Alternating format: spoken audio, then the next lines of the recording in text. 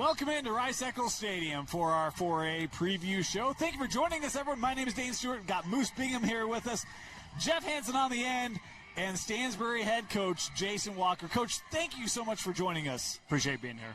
So thanks for having me. Well, we are really excited to have him. We have known Coach Walker for years, and he's always told us to not pick against him, and so we've done our best to keep any sort of negative vibe or tradition going on. But, Coach, what a year for Stansbury. Your first year at Stansbury, and you guys make it to that quarterfinal. But, man, that program graduated some key guys last year and knew that you had Bronx Baker coming back, stud linebacker, by the way. Can't wait to see his future continue.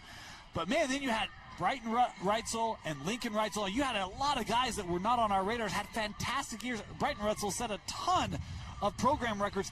Talk about your first year at Stansbury and kind of how you felt like the season went and some of your ball players. Yeah, no, it's been a great season, especially for year one.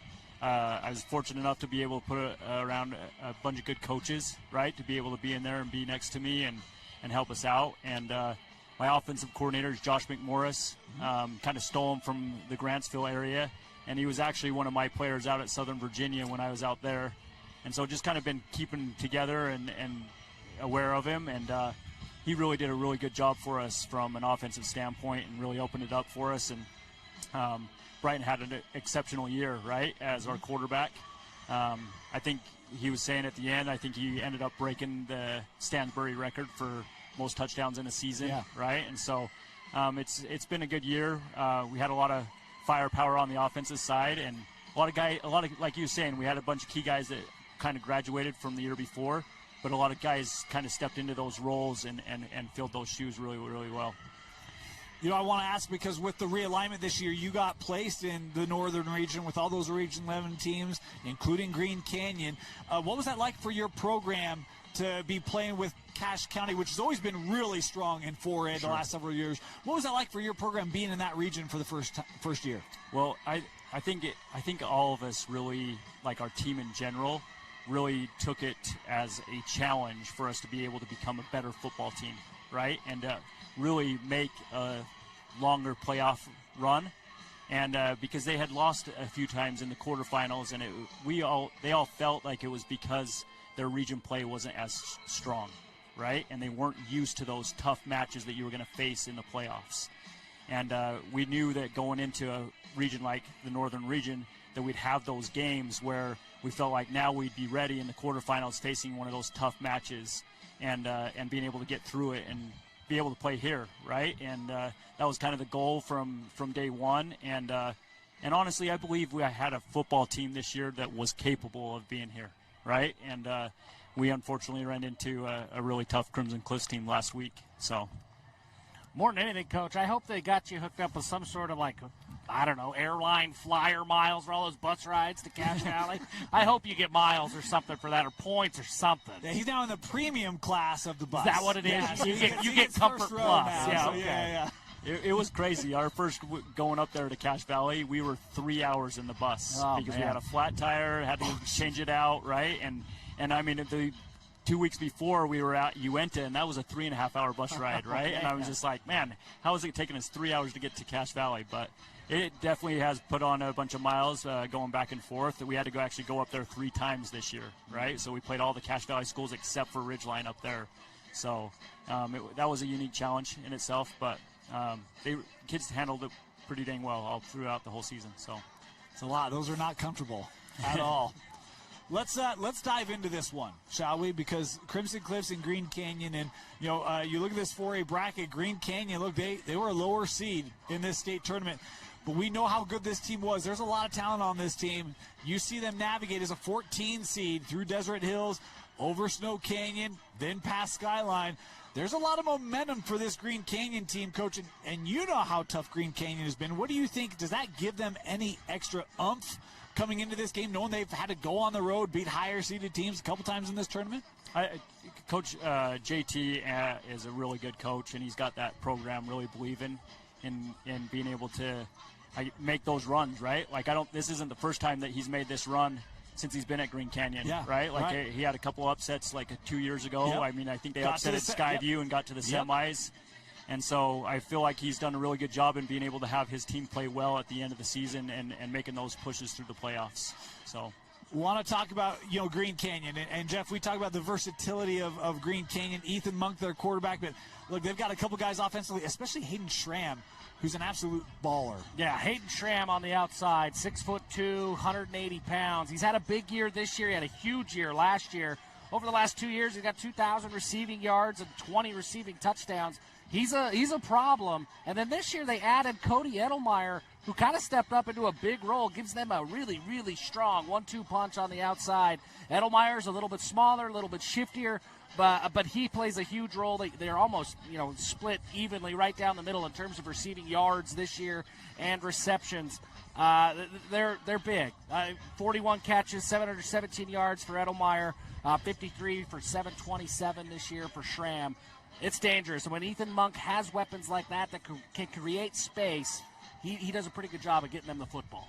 So, they've got some versatility there offensively. They also have a guy on this defense by the name of Eli Wheatley. And if you don't know Eli, you're going to get to know Eli Wheatley. Moose, this defense for Green Canyon, he does a lot of things for the Wolves. Oh, my goodness. The 6-foot, 205-pound monstrosity. He flies around, and he's just like a gnat in the car. You want to get him out, but he's always going to be there bugging you. He's averaging almost 10 tackles a game. He has 14 sacks on the season, and he is the heartbeat of this defense. He is a total stud. I can't say enough good things about Eli.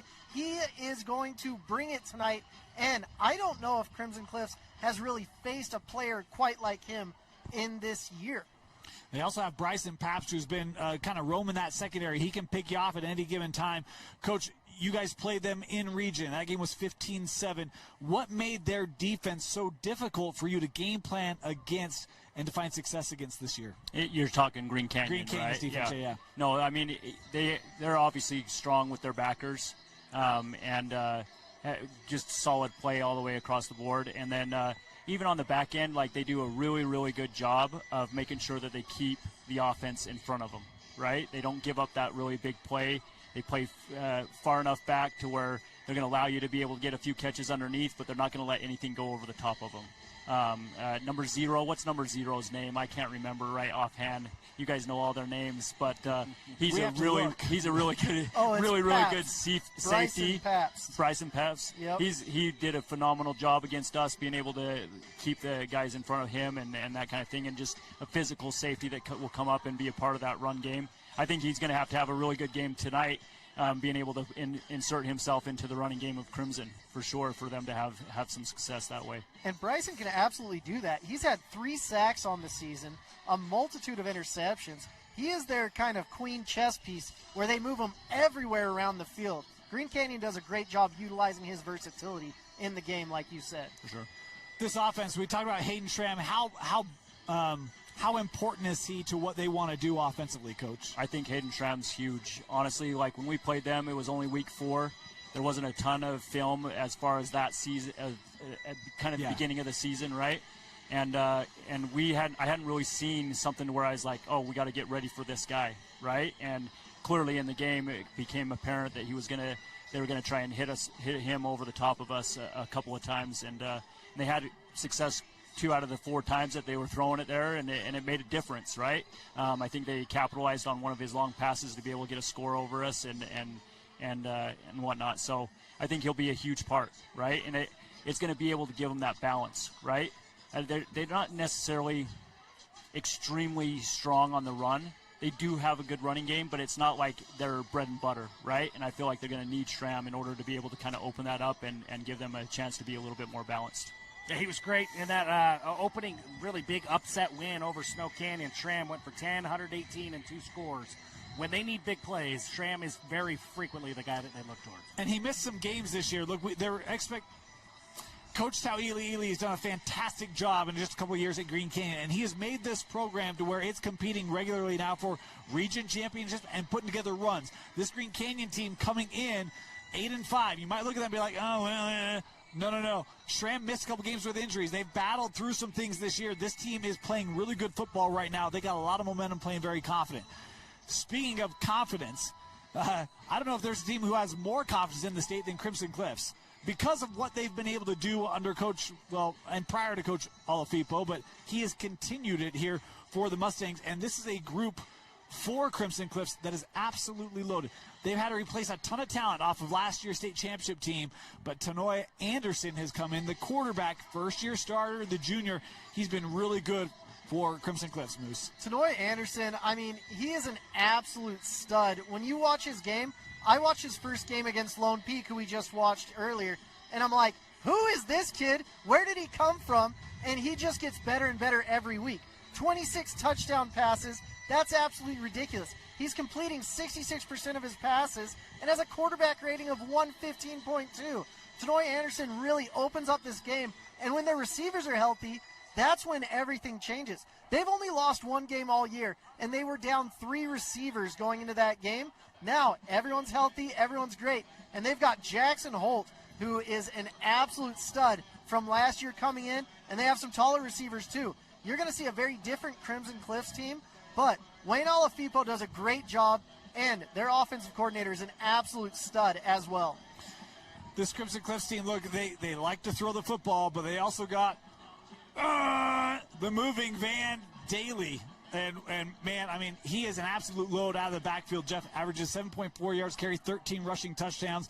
Van Daly's a beast. Yeah, I think it starts with Van Daly for this offense this year. That's one thing that's been really cool about Crimson.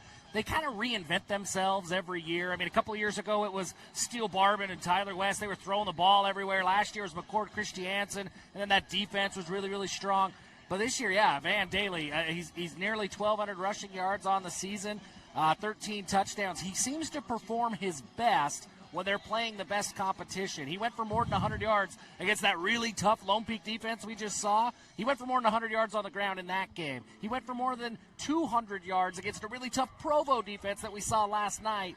Van Daly, I love the name Moving Van. Credit Devin Dixon and the St. George radio crew for Moving Van, because that's what he is. He doesn't look like he's the biggest back out there, but he's tough to bring down, and he just moves those chains down the field. He's a fantastic player, and just kind of that next rendition of what Crimson Cliffs football is. When I think of Crimson Cliffs, I think a lot about their running game, and Van Daly has been critical for that this year, but they do throw it. Anderson has 26 passing touchdowns. Coach, you just saw this team last week, and not to bring up bad memories, but when you look at this offense, how balanced is it? Coach Stokes and Coach Olafipo, how do they do in keeping defenses honest between mixing in the pass and the run game? Coach Stokes does a phenomenal job on the offensive side, right? Fortunate enough I played with him down at Snow College, so I knew that and I obviously followed him throughout his career, Tim Few, Dixie, all that, right? So we knew that our hands were going to be full, and it just does a great job being able to pinpoint what he needs to be able to attack, right, and then going after it. And obviously they have a really strong running back in Van Daly, right? Is that how you say his last name? Yeah. Yep. So he honestly, I want to say that he went out of our game in like the first quarter, maybe even second quarter, beginning of the second quarter. And number 3, their sophomore that came in, he's another tough running back, right? Cade Shaw. Those two together, man, they both pack a good 1-2 punch to where they can really establish that running game. And I really feel like tonight, it's going to be apparent. Either Green Canyon is going to have an answer for that running game, or else they're going to have their way with them. Honestly, right? As far as if they can't stop that run, right? And they love running to the boundary. They're going to do it over and over again, right? And they're going to keep running that stretch, pulling those centers and those guards, right? Depending on which ones you allow them to do it. But it's a tough running game. We underestimated it. We did not mention Cade, and that's on us. We should have. He's got over 100 carries this year, and he's also averaging 6 yards a touch, 8 rushing touchdowns. It's a great 1-2 punch for this offense. And as if the offense isn't good enough for Crimson Cliffs, then you got to match in the defense. And look, I think everybody wants to talk about Major Stokes. Major Stokes. So we will start with Jeff. Jeff, talk to us about Major. Yeah, Major is a major problem coming off the edge. 59 tackles, 28 tackles for loss, 12 sacks. He's just in the backfield all the time. And he gets better every week. He's still young enough that it's like every game is kind of a new experience a little bit. He's just a sophomore. Every time he steps onto the field, it's a learning experience for him, and he gets better. And he just seems to stack those solid games week over week over week. this will be a different challenge for Major here. This is different. This is a different environment. I think he's going to be pretty familiar with it, given how much how much time his dad has spent here inside Rice-Eccles Stadium over the last several years at Timpview and now at Crimson. But this first time he's going to have this major role in this defense while he's a player at Rice-Eccles Stadium. How does he respond to that with all of the different looks and things that Coach Taylor is going to throw at him? That will be a new challenge. But so far, every test that Major has had this year, he's passed it with flying colors. Moose. Major is an absolute stud. What we don't talk about with him is his offensive game as well. I was going to say, he plays both sides. I mean, there was a rule hard and fast last year when I talked to Wayne Alafipo and Andy Stokes. They said, we will not coach our children. This year, Coach Stokes is like, I'm going to coach my son as well. Because Major Stokes, he is a D1 D-end, no doubt about it. But I have coaches calling me saying, do you think he can play tight end? And I say, no, I know he can play tight end because he is a decorated player and he is going to wow you with his ability in this game. He's been fantastic this year for Crimson Cliffs, and I'm glad you brought up. He does play both sides of the football. I'm interested to see if they engage him on offense and how much they do. Coach, when you look at this Crimson Cliffs defense, what makes them difficult to attack and find success against? Well, I mean, it starts up front. They are a physical team up front, and they do a bunch of different things up front, right? And honestly, like trying to be able to scout them out and look at it from, as a standpoint of what they're trying to do up front, like it's very hard to pinpoint exactly what it is that what they're trying to do. They do a lot of movement and try and mix things up a little bit and just make it a little bit different, not knowing exactly where they're going to be coming from. They've done a really good job defensively. They also do a good job on the back end, keeping things in front, right? We tried to attack them over the top a couple of times last week, and they just did a phenomenal job in being able to kind of keep us underneath and not letting us get over the top. We did get one at the very end of the game, right? But it was just a little too little and a little too late. So if you can't tell, these two are two teams that have very stout defenses and very capable offenses, and offenses that maybe Crimson Cliffs gets a lot of credit for. Green Canyon probably doesn't get as much credit for its offense. When you look at this particular matchup, how do you think Green Canyon tries to attack Crimson Cliffs, and where can they find success against the Mustangs tonight? We'll start here with Moose and go down. So before the game, I noticed that they have a just savant at offensive line, and Coach Weber. He helps out there, the former BYU, former Utah State coach. And I think with his knowledge and his guru-ness, they can allow them to get some more time to get the ball out of their hands. They're going to win this game by getting big chunk plays and controlling the clock. And I think they can do that with their phenomenal offensive line. Coach? Moose said it. They have two really good, strong offensive tackles, and Coach Weber does a great job. He's a hot commodity up in Cache Valley, and any one of those schools would love to have him. Man, if he wants to move to Stansbury, I'd take him in a heartbeat, right? So, I feel like a key from them from an offensive standpoint is being able to be balanced, right?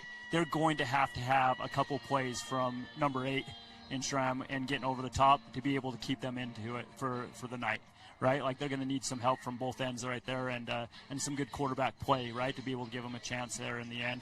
I think that defensively they have to have an answer for their stretch G into the boundary, right? Like they have to be ready for that, and it'll come apparent right throughout the game whether if they have an answer for that or not, right? And that's going to be a huge key to their success from the defensive standpoint. So before we go to Jeff, we spent a few minutes talking about Crimson Cliffs and Major Stokes. You both have talked about how good O-line play Green Canyon has.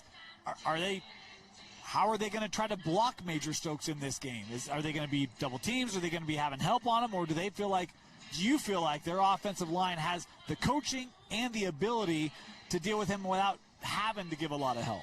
He's a star from what I've seen, and with that, you're going to have to double team him. You're going to have to chip him. You're going to have at least 2 guys hitting him at every single play to try to disrupt his pass rush, disrupt his moves, and get him off his game. You have to do whatever you can to disrupt Major Stokes. Coach? He's a phenomenal player, man. He's really, really good. He's definitely next level kind of kid, and he's going to get offers from all over the place.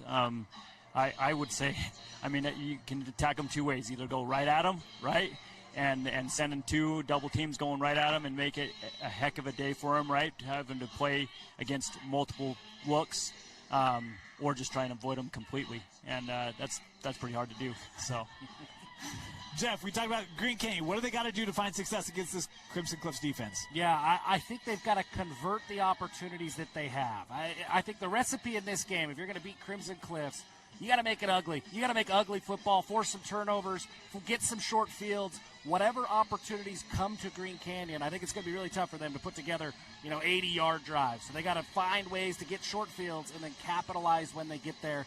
Sometimes a field goal, much to my chagrin, Moose. Sometimes a field goal, that's capitalizing. You got to find ways to just keep putting points on the board because Crimson's not going to stop. They're going to find ways to score. That's just what they do.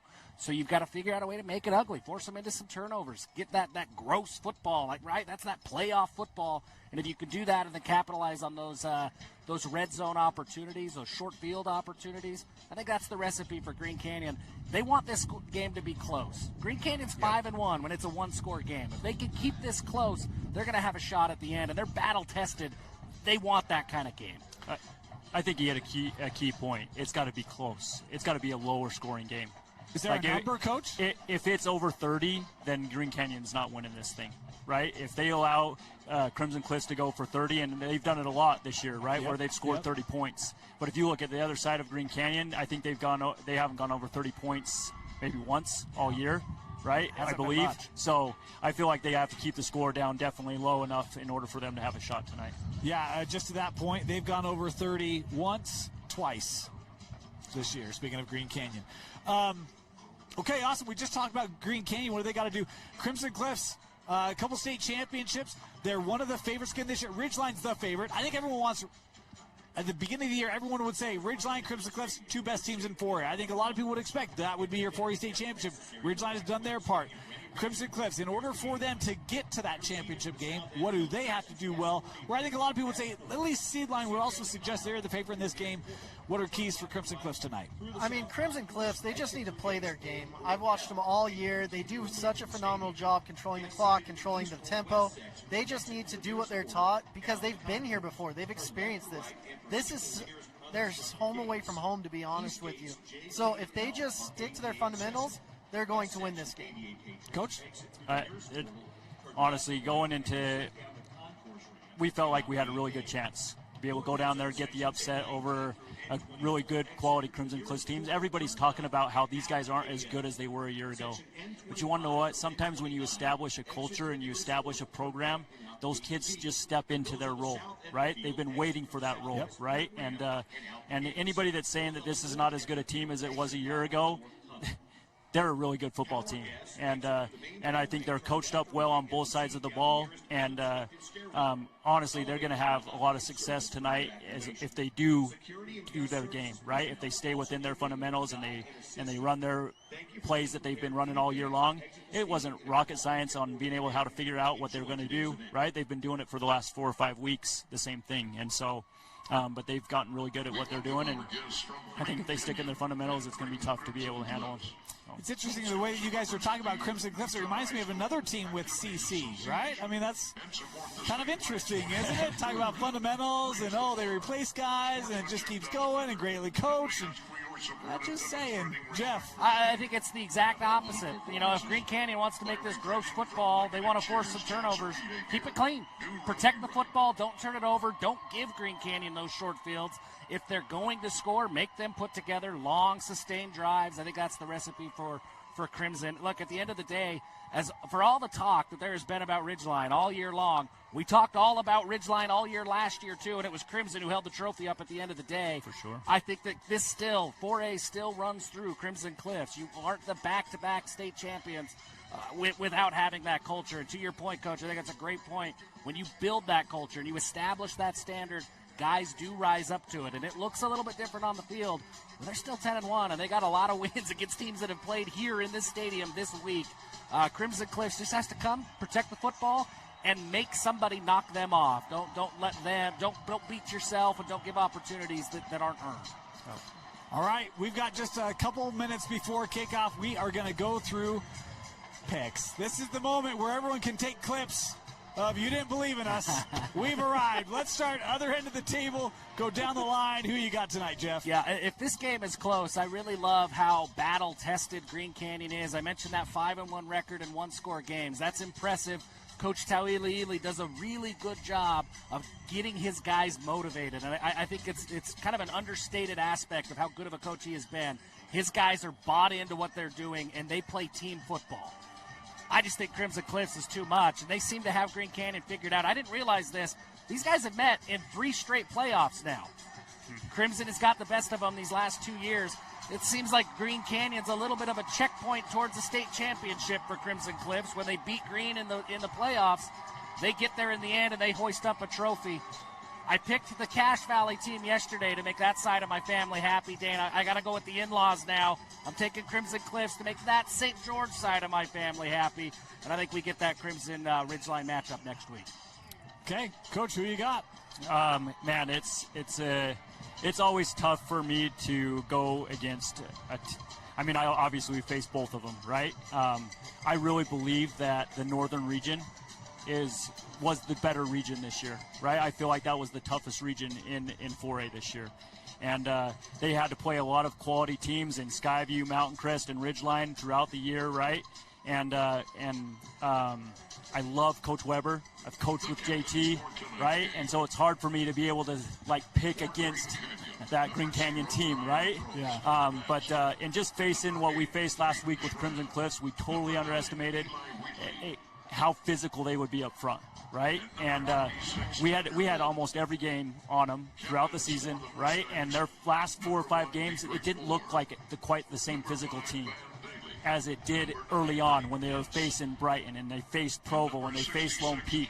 Like there was a different feel or when you were watching film, there was a different look in those games than there were in the last 4 or 5 games. And so I feel like they know what's at stake, right? They've been here before. They want to be playing next week. And I feel like Crimson Cliffs is probably a little too much for them tonight. And I feel like they'll probably get the victory here tonight. Okay. Moose. I agree with that. Green Canyon is an amazing team. I do love Coach JT as well, but Wayne Alafipo, he's a cousin. Andy Stokes. If I had picked against him, I think there'd be pitchforks and fire at my house. So to avoid that, I'm going to go with Crimson Cliffs. I think there's way too much firepower with what they bring tonight. Jeff stole my note. These two teams have played in the playoffs the last 2 years. State championship 2 years ago was 33-0. Crimson Cliffs got the win last year in the quarterfinal, 28-25. Green Canyon right there just fell a little bit short. Can they shock? There was a big upset in the state last year in the semifinal. Could we have one this year? I was going to say no, but I will roll with Cache Valley. I will take Green Canyon to stun the state and upset Crimson Cliffs tonight. Save the graphic a little bit. 3 against 1, I know my odds, but I'll roll with the Wolves in this one. There you have it. Our 4A pregame show is complete. We are all set for kickoff here at Rice-Eccles Stadium. We send up to JJ and Sly. Kickoff around the corner here in the 4A semi.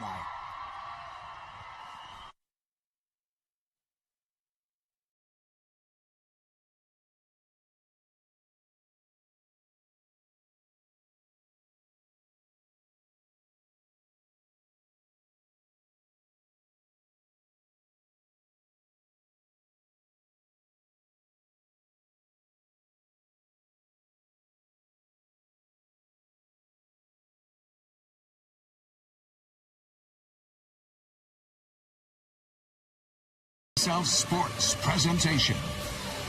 Game Night Live kicks off now. Sponsored by UCCU. Welcome to Rice-Eccles Stadium on the beautiful campus of the University of Utah. 5 semifinal games in the books. We have one more left. We saved the best for last, at least we hope. Crimson Cliffs and Green Canyon here in the 4A state semifinals. Jeremiah Jensen, Steven Sylvester with you. This is a rematch of a semifinal 2 years ago. Similar circumstances. Crimson Cliffs a heavy favorite. Green Canyon the upstart. underdog that nobody expected to get there. Feels like deja vu for both of these teams. Yeah, absolutely. Crimson Cliffs down there in the southern part of Utah is handling business year after year. Coach Wayne Alifapo is doing a terrific job at creating a monster, right? They're trying to create a dynasty down there. They're going for 3 in a row this week and 10-1 on the season. Absolutely terrific output they've been able to put down, and really excited to see what they did. But Green Canyon spot there all the way 8-5 on the year. Interesting track on the way here to Rice-Eccles Stadium. But as I say, there's no game that's ever won before it's played, and so Green Canyon's going to give Crimson Cliffs their best shot. Let's go down to Kayla Kiesel in the north end zone with more on today's matchup. In Crimson Cliff's in Green Canyon's eyes, there's unfinished business tonight. The Wolves will be coming out with a chip on their shoulder, looking to take down the team that took them down 2 consecutive years, once on this very field. So they will absolutely be coming out with a fight. For Crimson Cliffs, it's all about continuing and maintaining that high level of football that's earned them that state title and got them back here tonight. Their game has been dominant all year long with a 10-1 record and undefeated in region play.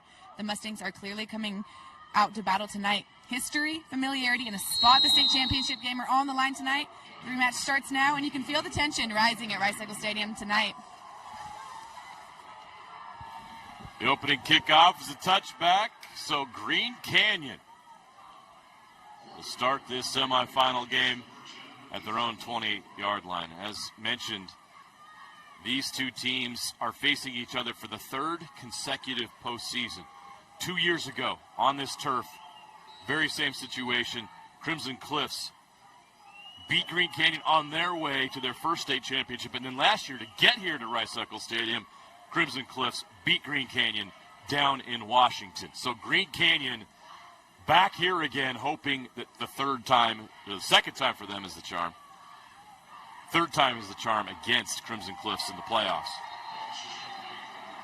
That connection is made. Parker Lowe with the catch. Great out route right there. Way to get north and south. Good finish. Pick up the first down. Move the sticks. Ethan Monk, the quarterback.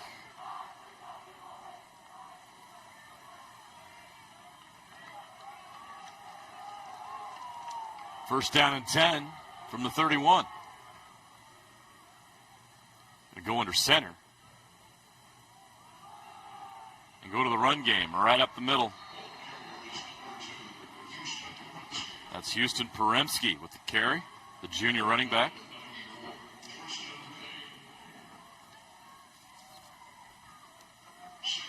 Good carry. You see here the first 2 plays from scrimmage, both a run and a pass. It's going to be interesting how you have to aggressively go after Crimson Cliffs. As we said, they are back-to-back state champions, trying to make it 3 in a row. You got to be extremely aggressive in your play calling and in your execution. Plays like that right there. It's definitive. There was no second guessing. My first and second read wasn't there. I'm pulling it down and making it happen. Ethan Monk with a big gain all the way out to the 49-yard line. It's a run of 18 yards.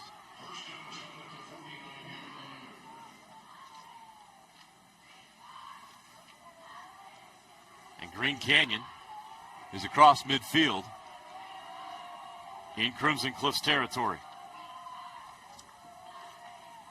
The Wolves this year 8-5. But they have a knack for coming up big in the postseason. Yeah. That's for sure. That's a sign of great coaching, and Coach JT Tauili has a great program building here, and they get better as the season goes along. The proof is in their postseason performance, and this is their 2nd appearance here at Rice-Eccles Stadium in the last 3 seasons. You know how great the high school football is in Cache Valley, and this is 2 out of 3 years they've been able to reach you here. Yeah. Which is not easy when you're playing against Ridgeline and Skyview and Mountain Crest and others.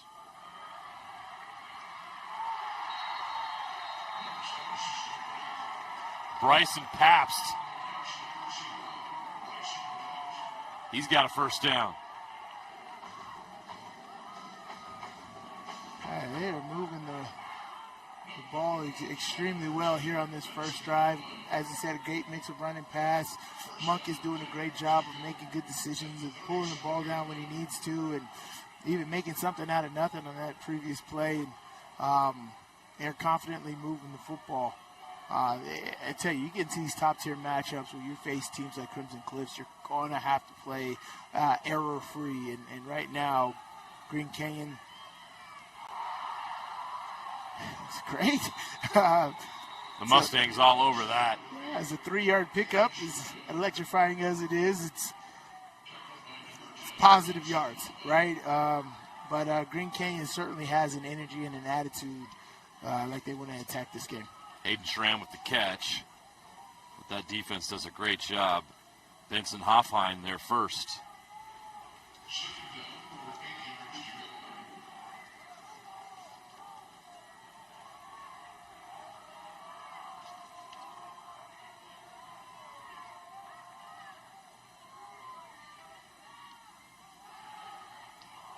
Incomplete. So now facing a 3rd down and 8.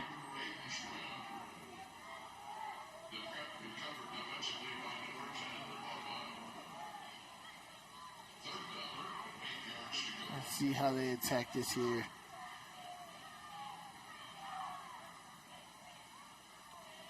I guess I could just ask you instead of trying to look it up. Do you know where McKay Wright went to school? For college? Did he go for baseball or football? I'm not certain yet what his status is, but he is Mr. Football at Crimson Cliffs for sure when you think about it, the school's young existence. Incredible run he had. Big reason why this Crimson Cliffs School's on the program map. has won 2 straight state titles. Yeah, it's a great job by Monk right here. Getting what you can get is a little short of the first down. But now you got to go to ask your analytics, what do you do here? And analytics tells you to go for it. No doubt about this I'm going to let you know it right there. 4th and 2 on the 29. In the semifinals, you go. That's what they'll do. 4th and 2. Can this Crimson Cliffs defense hold up? They got it. Great job by that front for Green Canyon, and the drive stays alive. Went to Eli Wheatley on that carry. He gets it done. So 1st and 10 now from the 25. This is a great opening drive by the Green Canyon Wolves. 4 minutes and 30 seconds off the clock. Picking up first downs. Use effective play calling from run and a good mix of run and pass. And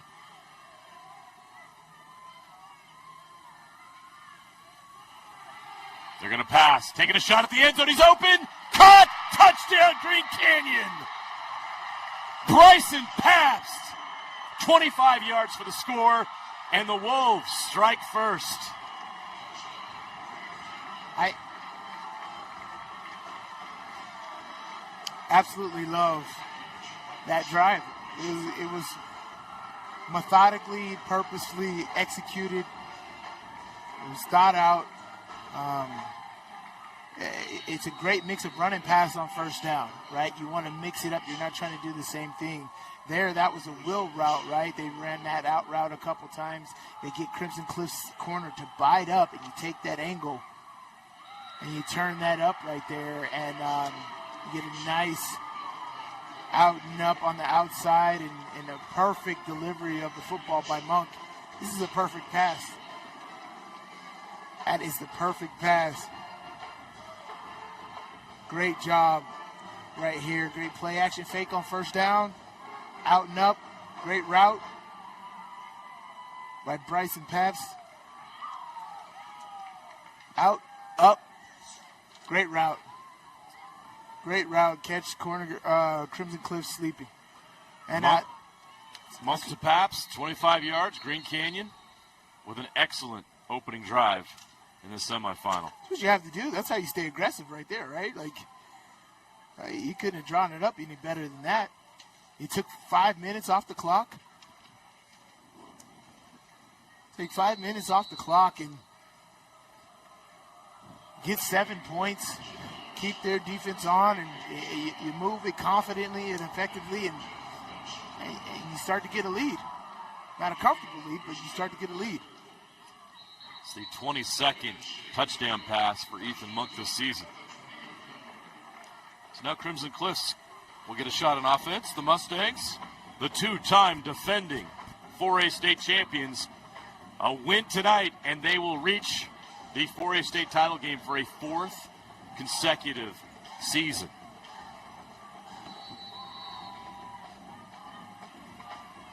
They have become the standard in Region 9, which has always been tough. Good start for the Green Canyon offense, and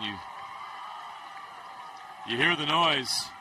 They're few in number, but they're loud here at Rice-Eccles Stadium.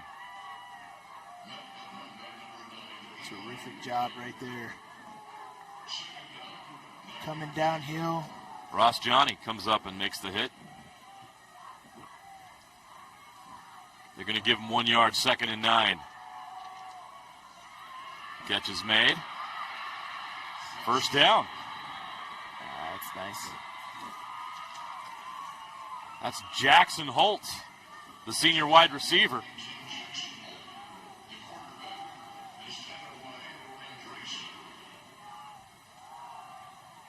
Tanawai Andresen, the quarterback for Crimson Cliffs.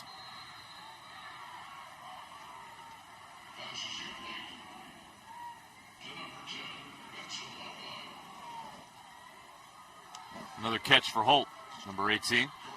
He's had a terrific year as well. 69 receptions, 890 yards coming into this, and 12 touchdowns. Now they go to the ground. Cade Shaw. Right at the sticks. We'll see if they give it to him. Needed 4, and he's at the 47. That's a first down. Good tempo here by Crimson Cliffs, and a good start for their offense. Yeah, that's what you want to do. I'm telling you, I really love the up-tempo. It throws the defense off so much. Even if you don't hike the ball and you reset, you make the defense kind of panic because you have the possibility of doing that. They take a deep shot. Great coverage. Not going to happen.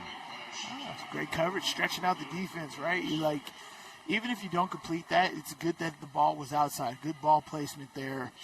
But you're making the defense make sure that they don't forget about the deep ball. So that loosens them up, and you can still run the football or run your short passing game. It's good offensive game play. Jackson Calderwood on the coverage.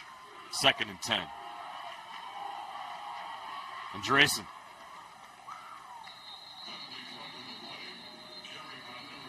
On the carry, we got a flag.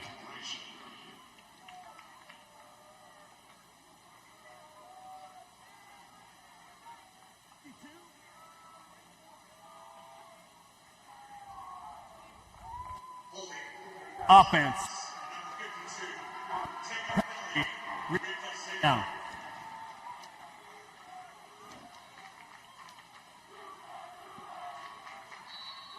Set back for Crimson Cliffs.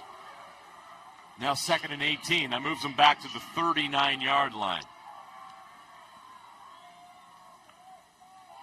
And Drayson has time, fires. Nice shot. That's a beautiful throw. In coverage, finds his receiver. This time they connect. The catch is made by Brian Phillips. Wow. Look at this throw right here. There was a defender under that. Watch the defender get under this and drift. It's a beautiful throw by Andresen. They're going to pick up the first down. Another flag. But another flag. Kate Shaw has the first down. We'll see what the call is. This may come back.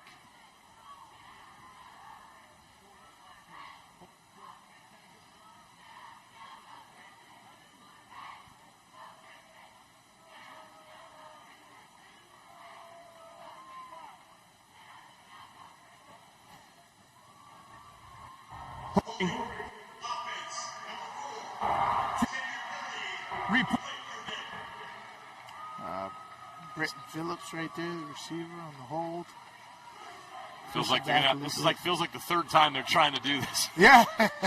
They get the first down. Nope, holding. Trying to pick up Get it the again. same Nope, first holding. down, huh? Now it's 3rd down and 13 from the 44. And Drayson.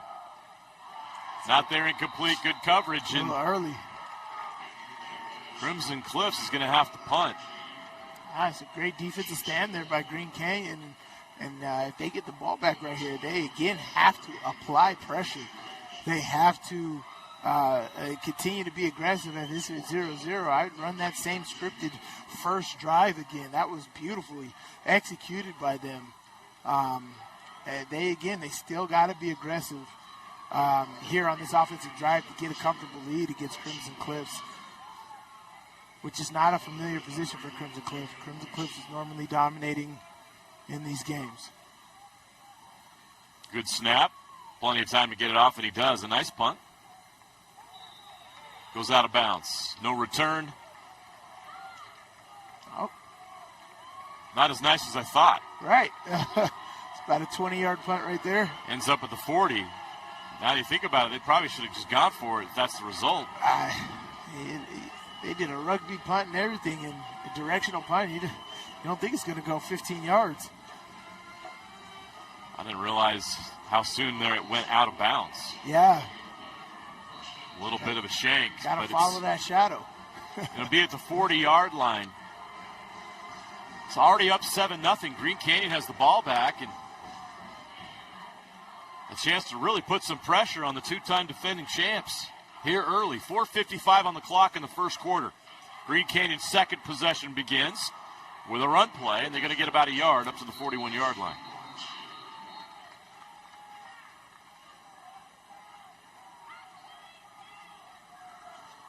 Yeah, you see, this is a run play on first down, and they're going to do play action on first down. It's mixing it up, making sure they're not having any tall tails for the defense to pick up on. They could pass it, they could run it on first down. They're just not consistent in that manner. Normally, a defense would be like, okay, it's first down. They normally run it, but Green Canyon's doing a great job of mixing things up. Major Stokes with the stop. 2nd and 8. Monk throws, intercepted, picked off at midfield, and the Mustangs get the ball back just like that. Threw it into coverage, and they made them pay. The interception. Benson Hoffine. Hoffine. This is a little high and in traffic. That's not the aggressiveness you wanted. But here nor there, you got to make the play on defense, and Hoffine does right there, and terrific job. Yeah, that's just, he just got locked in on that one route. There was 5 defenders around that. He should not have thrown that ball. They go to the run, and a great run on first down, all into, near the 40-yard line. They were already in Green Canyon territory at the 48, so a gain of 7. It'll be 2nd down and 3.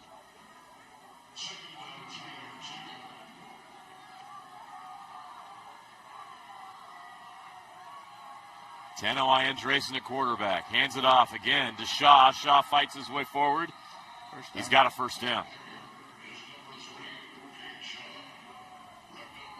Penalties were the issue on that last drive for Crimson Cliffs. They were moving the ball really well until the penalties, those 2 holding penalties, sunk that drive. Go forward, brought them back. Go forward, brought them back.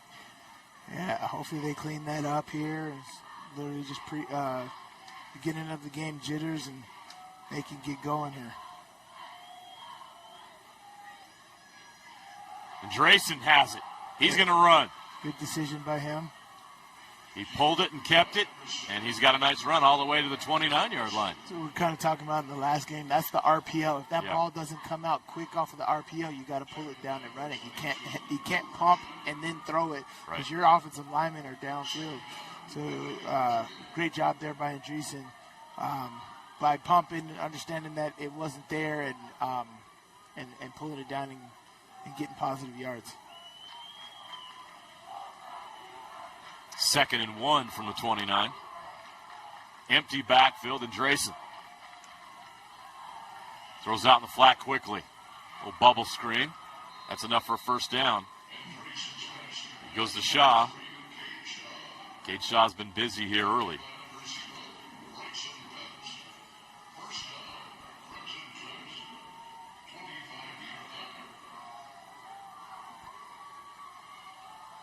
Shaw again on the carry. Nice push by that offensive line all the way up to the 20-yard line. They'll put him slightly in there, and the Mustangs are in the red zone. They are.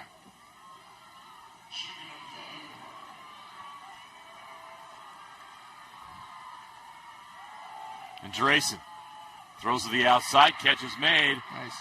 Brian Phillips again. Now it's 1st and goal. They'll place the ball at the 6-yard line.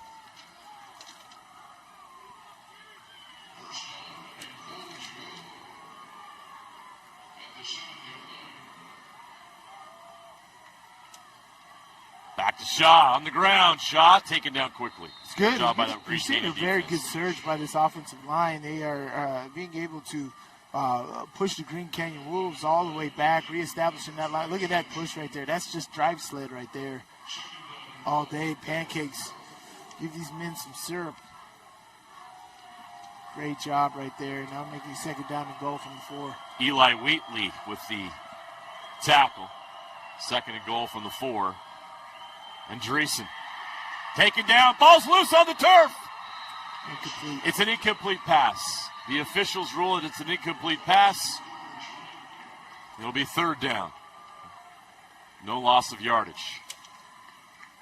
It was tipped up in the air and incomplete. That makes sense. And forcing a 3rd down here, man. If you can get out of here and just force a field goal, that's pretty good for points off turnover by the Green Canyon Wolves here.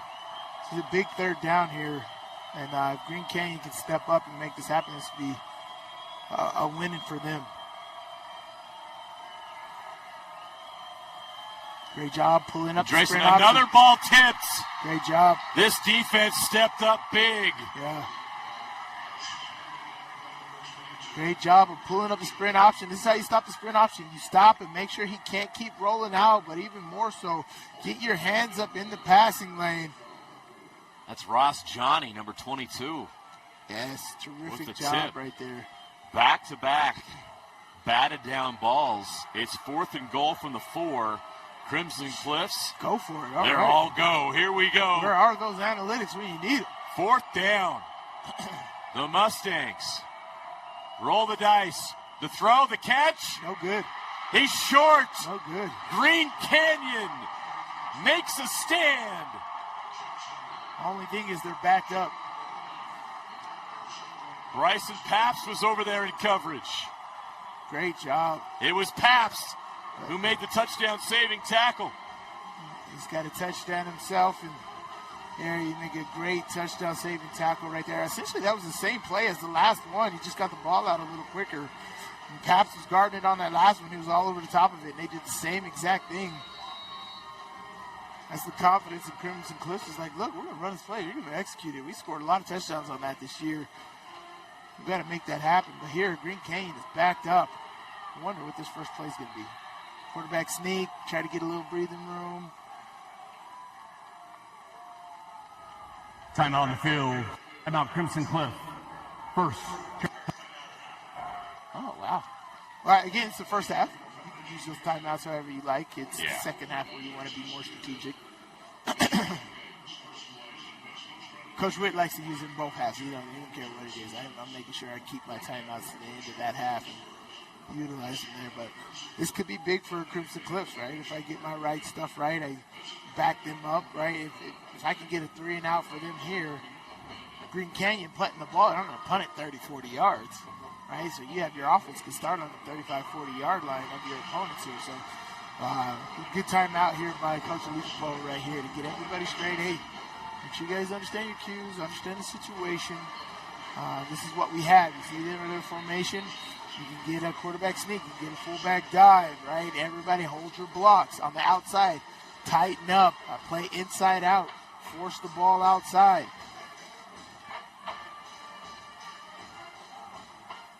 No quick passes over the middle.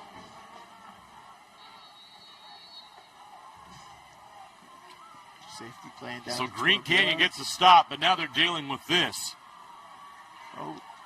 Oh. Crimson Cliffs is going to bail them out a little bit here.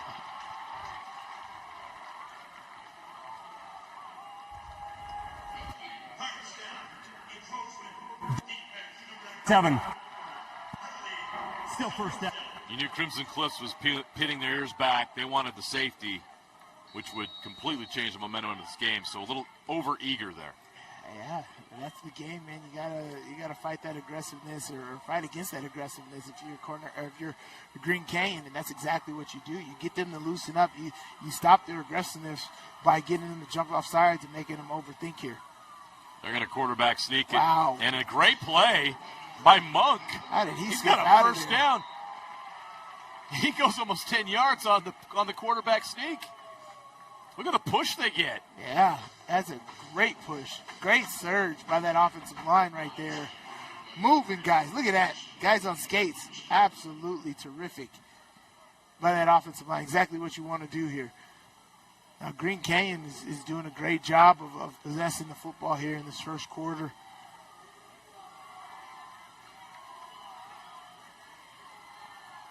Under 30 seconds left in the quarter. They go to the run game. Now that they got room to operate. That was a big victory for Green Canyon just to get out of danger there. Oh, yeah. It's going to feel like a fresh new drive as this new quarter starts here in a moment. But first, we have an injury.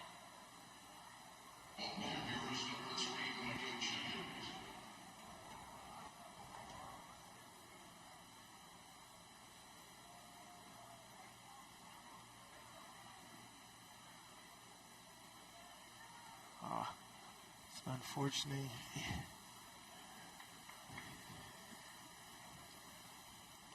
Let's take a quick break. We'll be right back with the final seconds of the first quarter after this. One of those long days working on your feet? Turn your aching feet to happy feet at Salt Lake Running Company.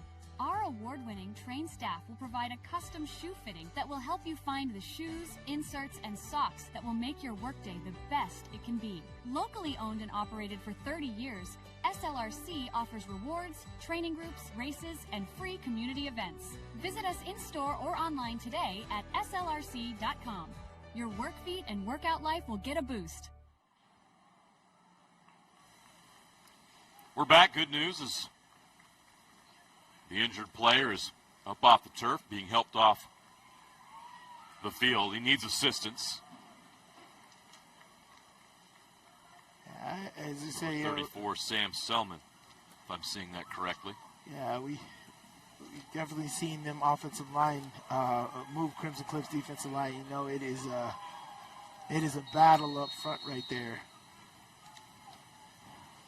And we hope he's just all right to hopefully come back in this game and contribute to this victory here. And they'll let this go to the quarter. That is the end of the quarter. And the quarter belongs to Green Canyon. The underdogs making a statement here in the first 12 minutes. They lead the two-time defending state champions 7-0. We'll have second quarter action right after this. Welcome back to the UCCU Saving Spotlight. Today's play of the day goes to Becky, a single mom who just got her son Max a youth debit card from UCCU. This is a big win for Max, who knows that UCCU mobile banking makes it easy for his mom to add money to his debit card anytime. It's also a big win for Becky, who knows it also makes it easy to monitor her child's spending anytime. Final score, 1 happy son, 1 responsible mom. With the assist from UCCU. With affordable GLP-1 medication from Direct Meds, I've lost weight but gained lots of attention. From old college boyfriends, hi, to young college boys. Oh, honey. And my husband's obsessed. She loves to make me jealous. Well, as a woman over 50, losing weight was about as hard as getting my husband to cook anything but cereal. Honey, where's the milk? In your hand, babe. Oh. Visit directmeds.com today. Want to make out? Sure. Okay. We begin the second quarter here at Rice-Eccles Stadium of the 4A state semifinals. Green Canyon with a 7-0 lead over Crimson Cliffs. The Wolves go to the run game. pick up a few yards up to the 20-yard line. It's got about a 3rd down and long here, 3rd down and 7. It's going to be interesting. Sometimes these quarterbacks get locked in on that interception. Monk just got locked in on the guy that he was. There was 4 guys around him. He should have definitely went to his other option right there. But he tried to fit that in really, really tight coverage and just threw that a little too high in the corner, picked it off. But here you got 3rd down and 7. How do you want to attack this? They're going to do it with the pass. Monk steps up, avoids the rush. Now he's going to run. He's got it. Accelerates. Upfield near the 35-yard line. A great run by Monk.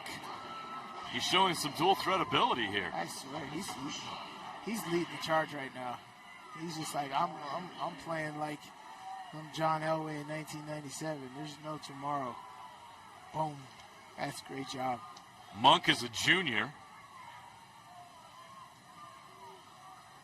He's playing with some energy right now. I think he's trying to lead the charge for the rest of his team. They're like, hey, look, let's wake up, man. We got an opportunity here. We can go up 2 scores on these guys and get a nicer lead. Got to stay aggressive. Oh, the turf monster with that tackle.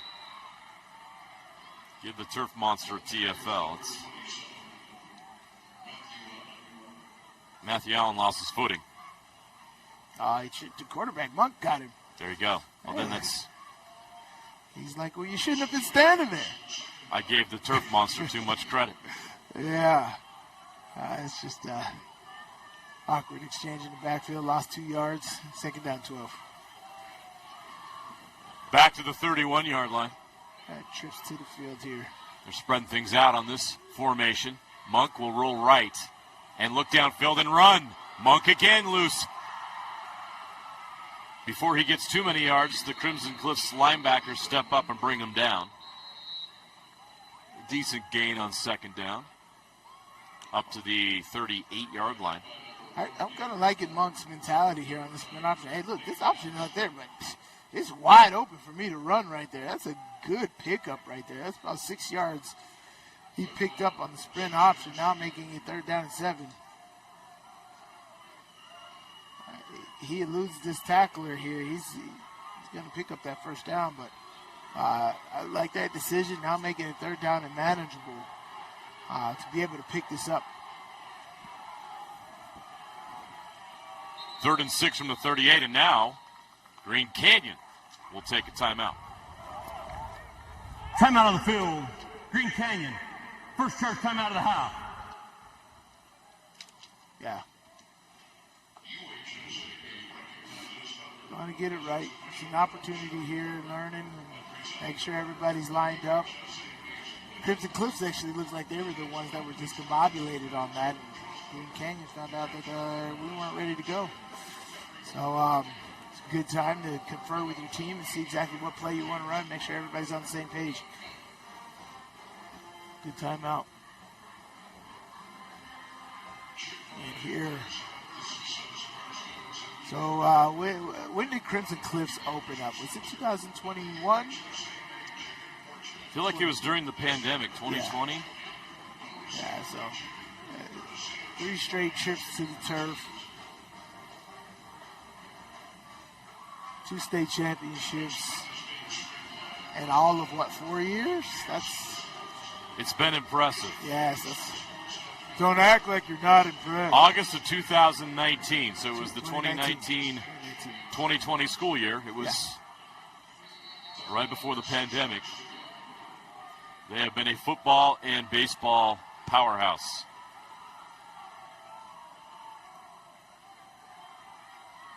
The throw hits the turf, incomplete on 3rd down and 6.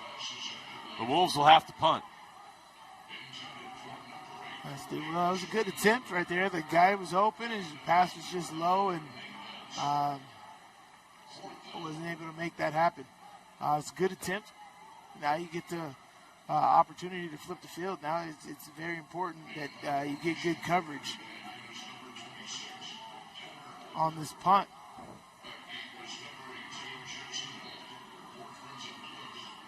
Jackson Holt is dynamic. Just getting it off, almost blocked. Oh, did he touch that? They got to recover it. They rule no. Oh. Boy, that was an interesting he tripped sequence. over himself. Major Stokes almost blocked the punt, and then you had that happen. Oh. In the end, it just ends up. Oh, he just fell down. Yeah. He just. That could have been dangerous, man. It was close. Had he fell the other direction, that could have hit him. He's fortunate he fell backwards instead of to the side. Now that was the turf monster. That definitely was. Crimson Cliffs with possession from the 30. Pushing ahead, 6-yard gain. Nice pickup on first down. That was Van Daly with his first carry of the game.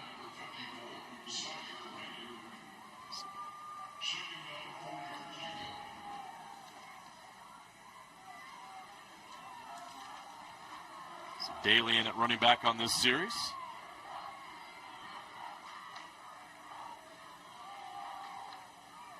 Great pursuit by Green Canyon. What a play. Nice. That's a great job at filling those gaps. Eli Wheatley with a tackle for loss. Look at him come out of a cannon. Great linebacker flow right there. Watch the mesh handoff. His eyes are on the mesh handoff. Takes it upfield. Great linebacker play right there. Shoots that gap. That is beautiful work right there. Exactly how you want to do that if you're a linebacker. 3rd and 7.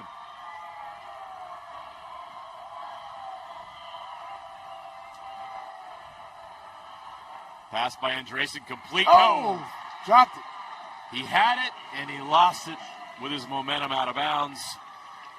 And Crimson Cliffs with another drive that stalls. No points. They'll have to punt.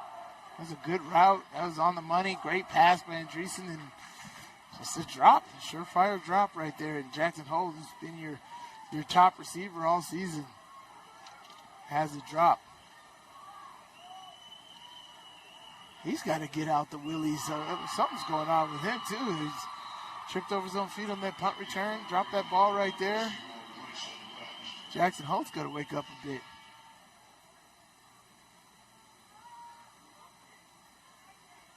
Let's see what's going on here.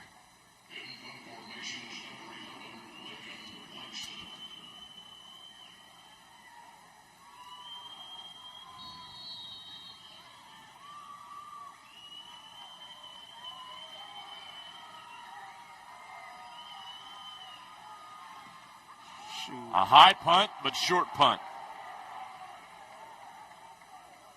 The Mustangs are going to down it at the Green Canyon 40-yard line. I'll tell you what, if the punter wants to keep that and use that wedge as a lead blocking, they got that wide open. Yeah. Green Canyon is not guarding that at all.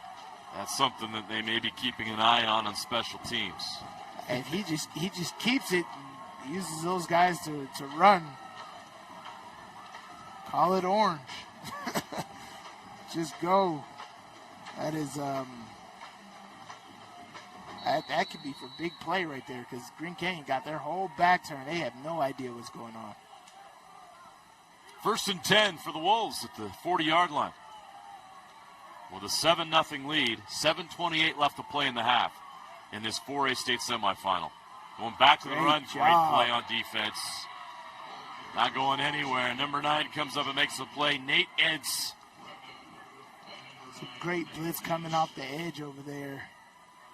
Forcing that issue. Once they do that T-pull, you come tight to that puller. Don't go wide on that puller. Come tight to that puller and make that TFL right there. Great job by Ince.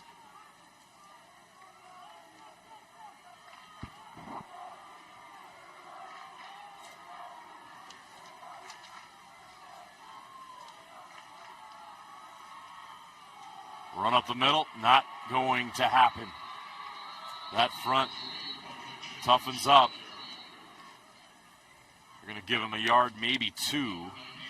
It's going to be third down and 9 from the 41-yard line.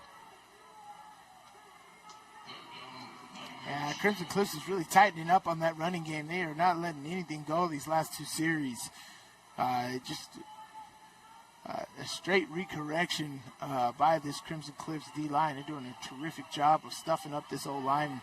You know, when we had that touchdown, there were surges being put by the Green Canyon offense, and right now, Crimson Cliffs is doing a terrific job of handling that run game. 3rd and 9. And Timeout. Green Canyon's going to call a timeout. Second charge timeout of the half. While they discuss things, let's go down to Kayla Kiesel, who has a injury update. Yeah, great news for Green Canyon fans.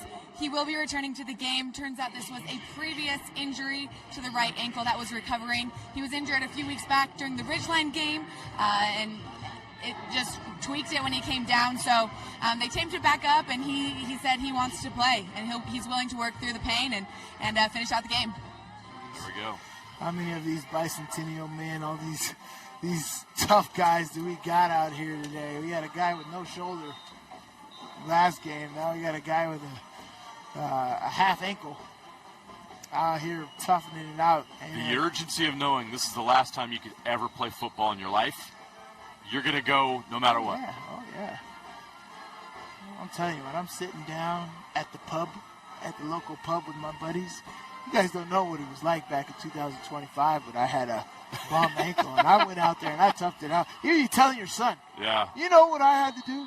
Walk backwards 5 miles. Snowstorm. Blizzard. Worst it's ever been in 50 years. Legendary tales. 3rd and 9 for the 41. Oh, yeah. Use your Monk legs. on the run. Can he get there? He does. He's close. Oh, no, he's short. They're going to mark him a yard short.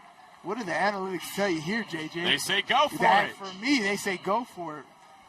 Your defense is doing a terrific job on Crimson Cliffs. Your offense is capable of getting a yard for sure, especially in the sprint option game.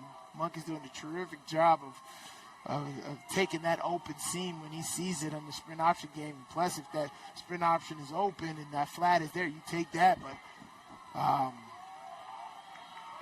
very capable. And here they go. They started empty here. Spread this out. They got nobody deep. So they're bringing heat right here. Ball has to come out. They're trying to get him to jump off sides. Timeout, Crimson Timeout. Cliffs. Good timeout. Crimson Cliffs. Second charge timeout of the half. It's a good timeout. There was discombobulation there. Good timeout. Good timeout. I like it. They had nobody deep there, so they're going to try to get him to jump off sides is what they were doing. I seen Monk's tempo going up to the line of scrimmage there.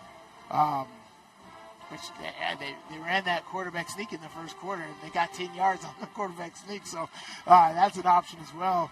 But this Crimson Cliff D-line has done a terrific job, but they got a blitz going on right now, so you want to take advantage of their aggressiveness.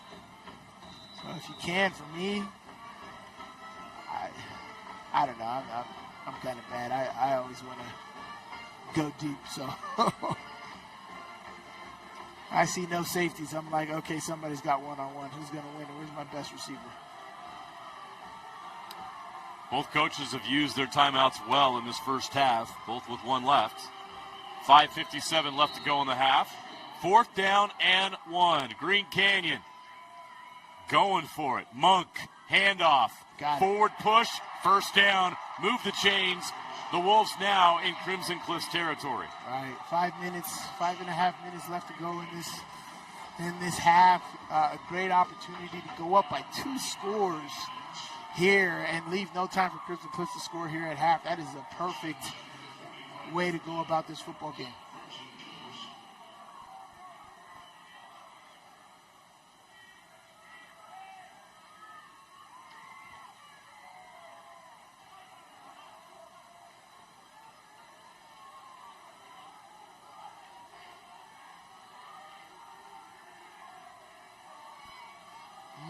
Great job.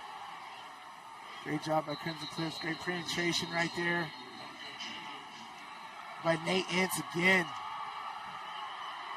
He took the ball away? He ripped the ball away.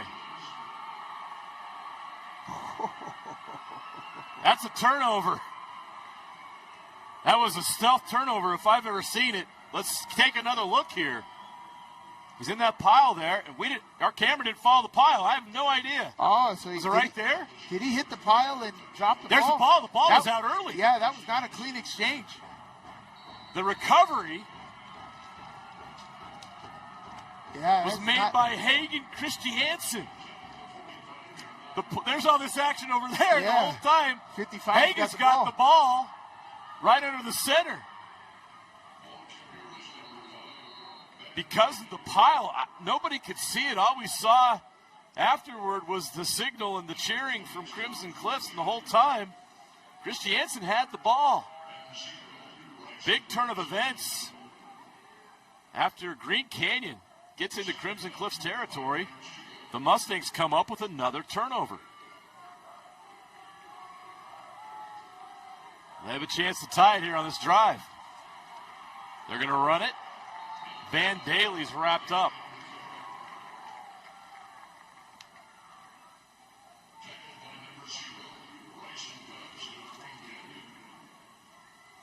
Great job by Paps, said that is forcing the issue right there, stopping the forward track of the running back and forcing third down here. 3rd down and 5.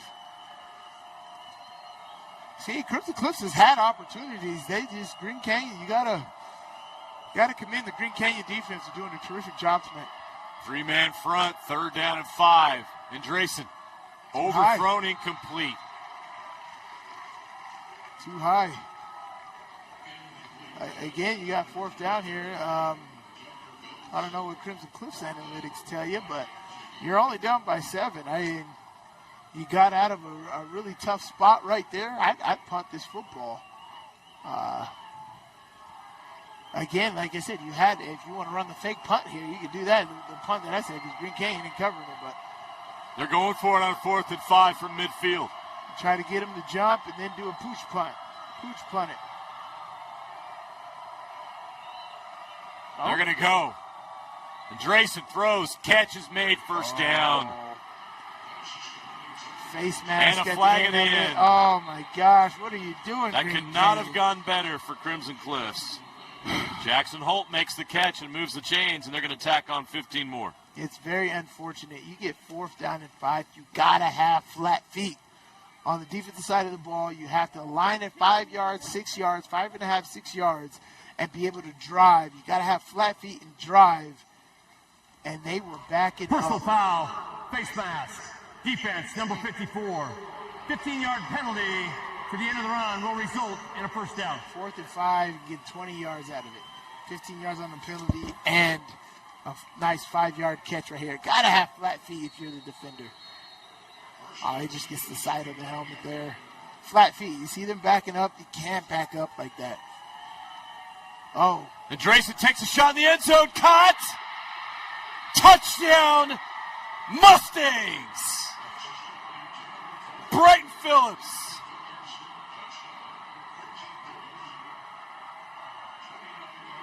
A 29-yard strike. And the Mustangs are an extra point away from tying this up with 3:42 left to play in the 1st half. Yeah. They capitalize on the fumble, convert a 4th down. That's crazy. And then take the top off of it. 2 turnovers here by Green Canyon, proving to be costly for them at establishing any type of narrative and dominance in this game.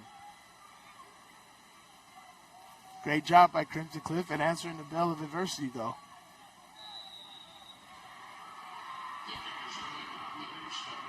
Things have not gone Crimson Cliff's way in this 1st half, but they are still in it. Look at this throw. Perfect. On the money. It's a great toss. A 35-yard throw, that is perfect. Tanoi Andresen threw a perfect ball to Brighton Phillips for the touchdown. Yeah. In stride. On the money. Right where you want it. It's almost like, you know, when you shoot a good shot in basketball and you leave your hand out there? Uh-huh. That's exactly what that Curry throw was. That's exactly what that throw was right there. You just throw that ball. Oh, yeah, that was pretty. I felt it pretty leaving my hand. Statue of Liberty.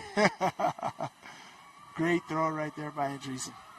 Great response by the Mustangs. It's crazy. Momentum's a funny thing. Green Canyon gets the fourth down conversion. They're into Crimson Cliffs territory. You're thinking, wow, this Green Canyon team, could they take a 14-0 lead over the defending champs? And then, boom, turnover. They get their own fourth down conversion and then take a shot. And we're all knotted up at 7 apiece. We got a return. Pabst trying to find a lane. A good return out to the 26-yard line. Another penalty here.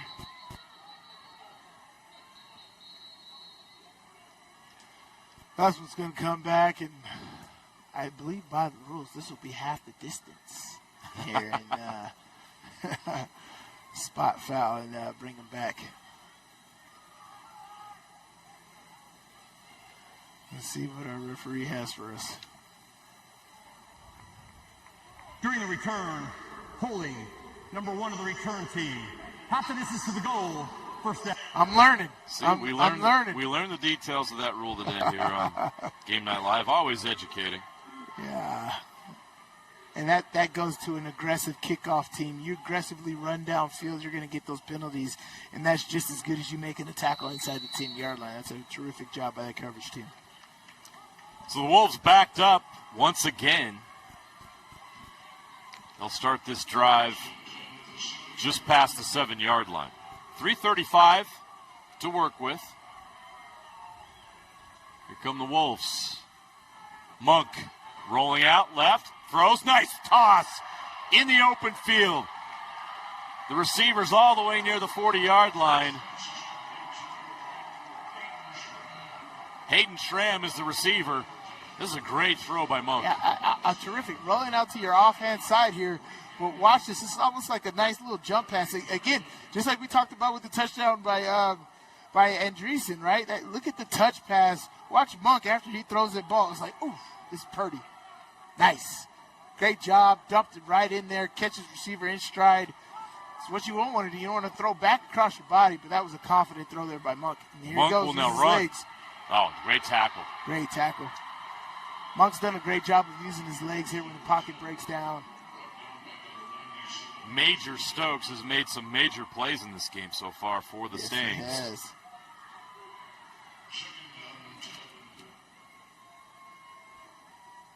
Yes, he has. If he doesn't pull him down, Monk's probably got another first down. Major Stokes, folks, he's a sophomore, number 97 for Crimson Cliffs. 6'5", 230 pounds. Sophomore for Crimson Cliffs. Monk throws outside. Oh! Took a little too long to get there. The defense catches up. I like it. So no gain. Well, short gain. It'll be second, 3rd and 7.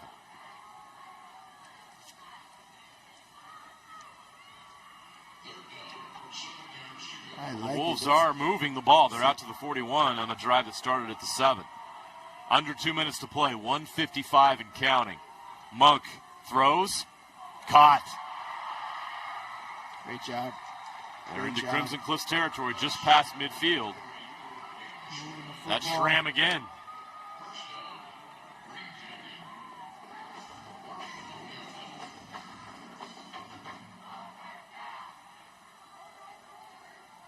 Great job getting in and out of the huddle here.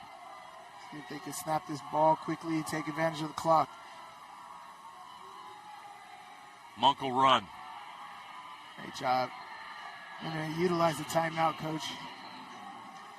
There you go. No, he's not going to call a timeout. You had two. Oh, no, they only have one timeout. I thought they had 2 timeouts left. And they're going to have to guard that timeout. Plenty of time, 1:09 and counting. It's not plenty of time. They got to. The way they're getting out in and out of the huddle is not plenty of time. They don't have a good 2-minute drill package. Monk throws, catches made, gets out of bounds. That's better. Get out of bounds, stop the clock. They have to huddle. Them getting the plays in and out is not as quick. They don't have those quick 2-minute drill plays that you see most teams have. So that also takes advantage of your time here. But great job right there, getting out of bounds, stopping the clock so you can huddle and do your traditional offense here. That was Cody Edelmeyer with the catch. And the first down play. First down and 10 from the 35. 51 seconds remain here in the half. Monk with empty backfield. Takes a shot outside. Caught. But he's tackled in bounds. Paps with the catch, but the clock is running. Clock rolls. Yeah. And they're going to take that final timeout. Yeah. And that's because they don't have that 2-minute drill offense, right? Because that's only second down. Final timeout of the half. But they can get in position here. It's a very still night here. Not windy at all. So they get about 10, 15 more yards, make this a real comfortable field goal kick at the very least. You got 40 seconds here. You could do that. Get 10 or 15 more yards, and hopefully you can get out of bounds and take some shots at the end zone before the end of the half. And if it doesn't work, then you kick a field goal. But this is a very good position here for Green Canyon to end the half.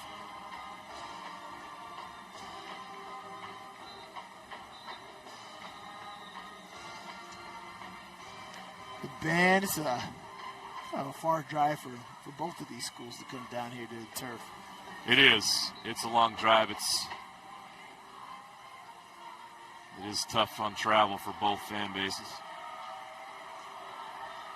Gotta run some kind of partnership with the bus companies where they're at, right? I have a feeling that if Crimson Cliffs gets this win, we'll see a lot more people in red next Thursday. Oh, yeah. 2nd and 5 from the 30. Monk looking deep. Takes a shot to the end zone over the top. Almost intercepted. Vincent Hoffine got his hands on it. I don't hate the attempt. I would have saved that for a different down.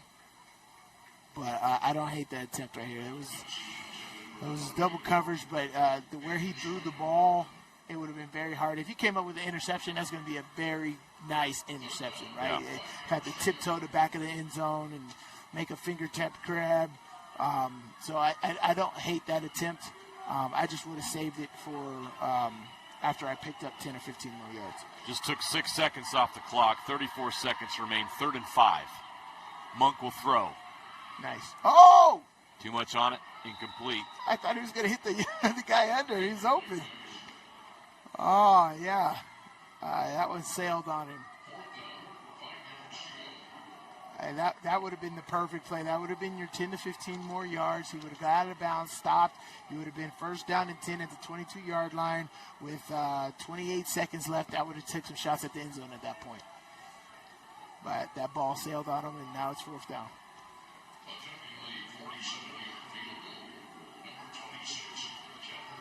So they're going to bring on the kicker. Tanner Holt, number 26, the senior. This will be a 47-yard attempt for the lead. He's going to get no, he's not going to get a practice. So Crimson Cliffs uses their final timeout. Delay of game. Offense, oh, they 26. don't. It was a delay of game. Penalty, still 4th down. Oh, boy. Now what does your analytics tell you? Can you make this 50-yard field goal? They clearly cannot. They're bringing the field goal team off the field. That was a big mistake. You took too long to get your kick team out there, and they couldn't get the attempt off in time. Right. And so now it's 4th and 10. You move the ball back to the 35, and they got to go for it, and the analytics are not so kind on 4th and 10. No, they're not. No matter where you're at. But here's the thing. Keep running that sprint option, right? I'd run a sprint option towards the field and have Monk decide if he wants to cut it up. He could get 10 yards doing that. Monk in trouble. Avoids the rush. Nice. He's going to take a shot to the end zone. Way out of bounds, incomplete. I like his eyes being downfield, but he had the first down if he ran. Yeah. I think he didn't think he had as much time as he wanted, but he had the first down if he ran. He probably could have got out of bounds as well, or if he didn't, they could have spiked it and gotten another attempt. But that was missed right there because being able to elude the rush right there by Monk. Look at him elude the rush. Great pressure, but they didn't come up with it.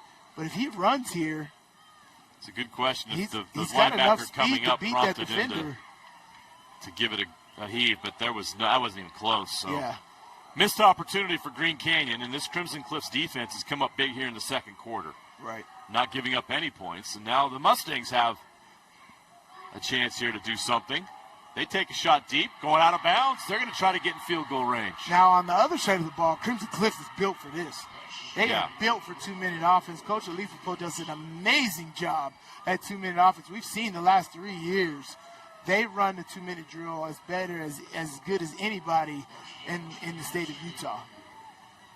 They practice this extremely well. They are very conscious of the clock. And we saw them come back playing from the sidelines. One of the most insane comebacks I've seen in the state championship last year against Spanish Fork. That's batted down at the line of scrimmage. 6 seconds off the clock on that play.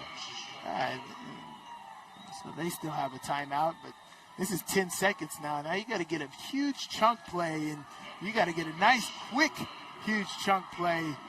Hopefully 20 yards, 20, 25 yards. Get proper field goal range here. Light wind heading towards the west. Got to go. Nice. Take a shot deep. No. Incomplete. Right. Well, now you just do it a flutie. Yeah. All right. Actually, it's the first half. I don't want any bad stats. Let's go with some good momentum. Just run the ball and get to the locker room. You can spread it out and empty again and act like you're going to do that, but do a quarterback draw right here. Get some nice yardage. Go in with the tie. You haven't played great in this first half, but you'll have momentum. For me, I would do a nice QB draw here. I actually really like the way Andreessen is taking care of the football. Catch is made. It's going to go down, and the clock will stop. And it'll look good in the stat sheet, but it's not going to result in any points. That's an excellent first half, Sly. That was fun. Yeah, but that does more than look good on the stat sheet. That gives your team momentum. Like, we can do this, and a little energy positive energy heading into halftime. All right, let's go down. Coach Tau Ili is standing by with Kayla Kiesel. Coach, your team came out strong. You came out fighting from the start and put points on the board quickly. What was the key to that offensive momentum? I think we were just playing loose, like we were just focusing on executing, playing with passion. I feel like the moment's gotten to us a little bit right here, so this will be good to reset and then bring that same energy back out with us. What's going to be your message to your team going into the second half? Honestly, just execute and play with passion. Like, that's what we did the first half, or that very first drive, like you mentioned. So we need to get back to that. Thanks, Coach. Thank you. All right, nice. I completely agree with them. I think they cut down on the turnovers and continue to execute. They can definitely compete against Crimson Cliffs. Been an outstanding first half, as you mentioned, and very excited to see how this ends. Absolutely. 7-7. Crimson Cliffs and Green Canyon tied at the half. Can't wait to see the second half. It's time to go down to the KSL Sports Rewind, guys, for the halftime show. We'll be back here momentarily.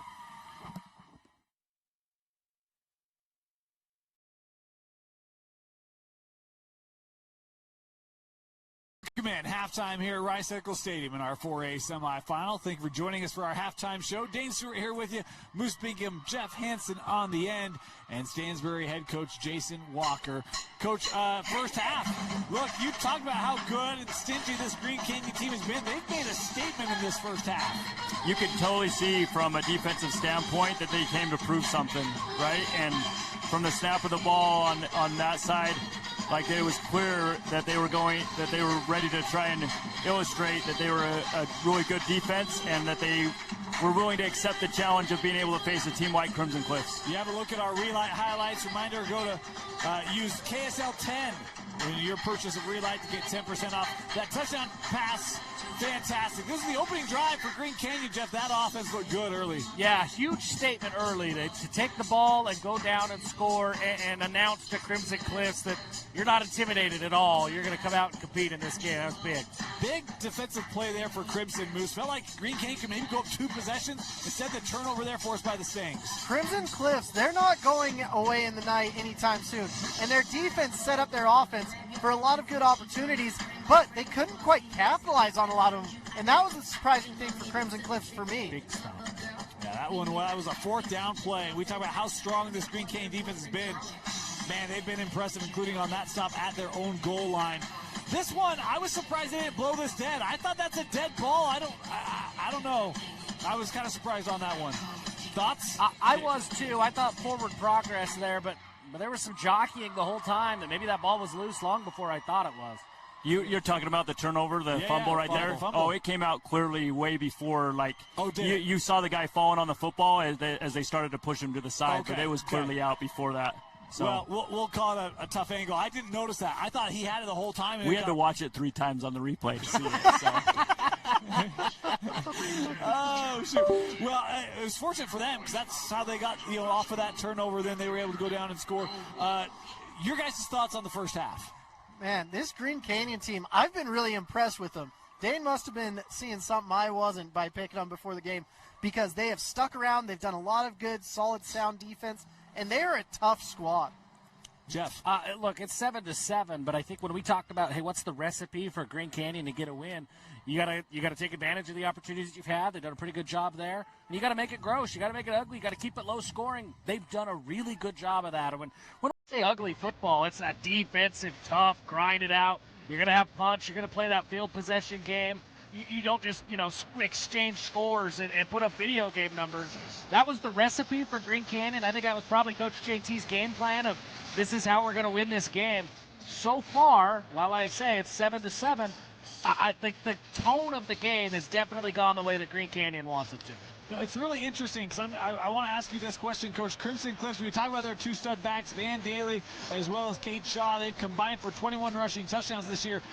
Crimson Cliffs is 11-0 when they have a rushing touchdown in the game. Okay, the only loss of the year, they did not get a rushing touchdown. You mentioned 5 was not on the field in the first quarter. He was in the second quarter. Did you see anything different in this Crimson Cliffs offense when Daly was on the field versus when he wasn't? No, I don't know if you see a huge difference. I'm telling you, number 3 is a really strong back, right, for a young sophomore kid. But just that 5 brings that senior leadership, right? That mentality, that toughness, that somebody that's been in your program for the last 2 years, right? And so just having him out there is going to generate more of that feel of like, hey, like, let's go do this thing, right? So I think that's what he would bring more than anything as far as a standpoint is from just the mentality standpoint, right? So Sonoy Anderson, he's not a young man that we get to see live very often, right? Usually it's when they're up here. What impressed you most about the quarterback for Crimson Cliffs in that first half? I mean, he came in strong. He's been making nice decisions. He's got great touch on the ball. He's going to be one of the top quarterbacks for 2027, and he just has to continue his confidence and build on that. He has 1 good passing touchdown. He needs to make it 2 or 3 if they want to stamp their way into the championship game. Monk had a touchdown pass as well for Green Canyon, Jeff, but outside of really that first drive, this Crimson Cliffs defense is hunkered down. What do you think has been what has been key for Crimson Cliffs' success defensively to limit this Green Canyon offense? It's turnovers. They've come up with some key turnovers in key moments. Green Canyon's had some success moving the ball, but then, when you turn the ball over, give it right back to the opponent, that kind of takes it away. And I think what Crimson has done a really good job of is that they haven't capitalized in terms of points necessarily, although that 1 touchdown did come after that fumble. They've capitalized on momentum, and they've kept that Green Canyon offense from getting into a rhythm. Monk, especially with the ground game, he's been able to extend plays. That rollout game has been really, really good for him. It's just been turnovers. When the ball is turned over, Crimson's able to then keep the Green Canyon offense on the sideline, and then they go do their thing.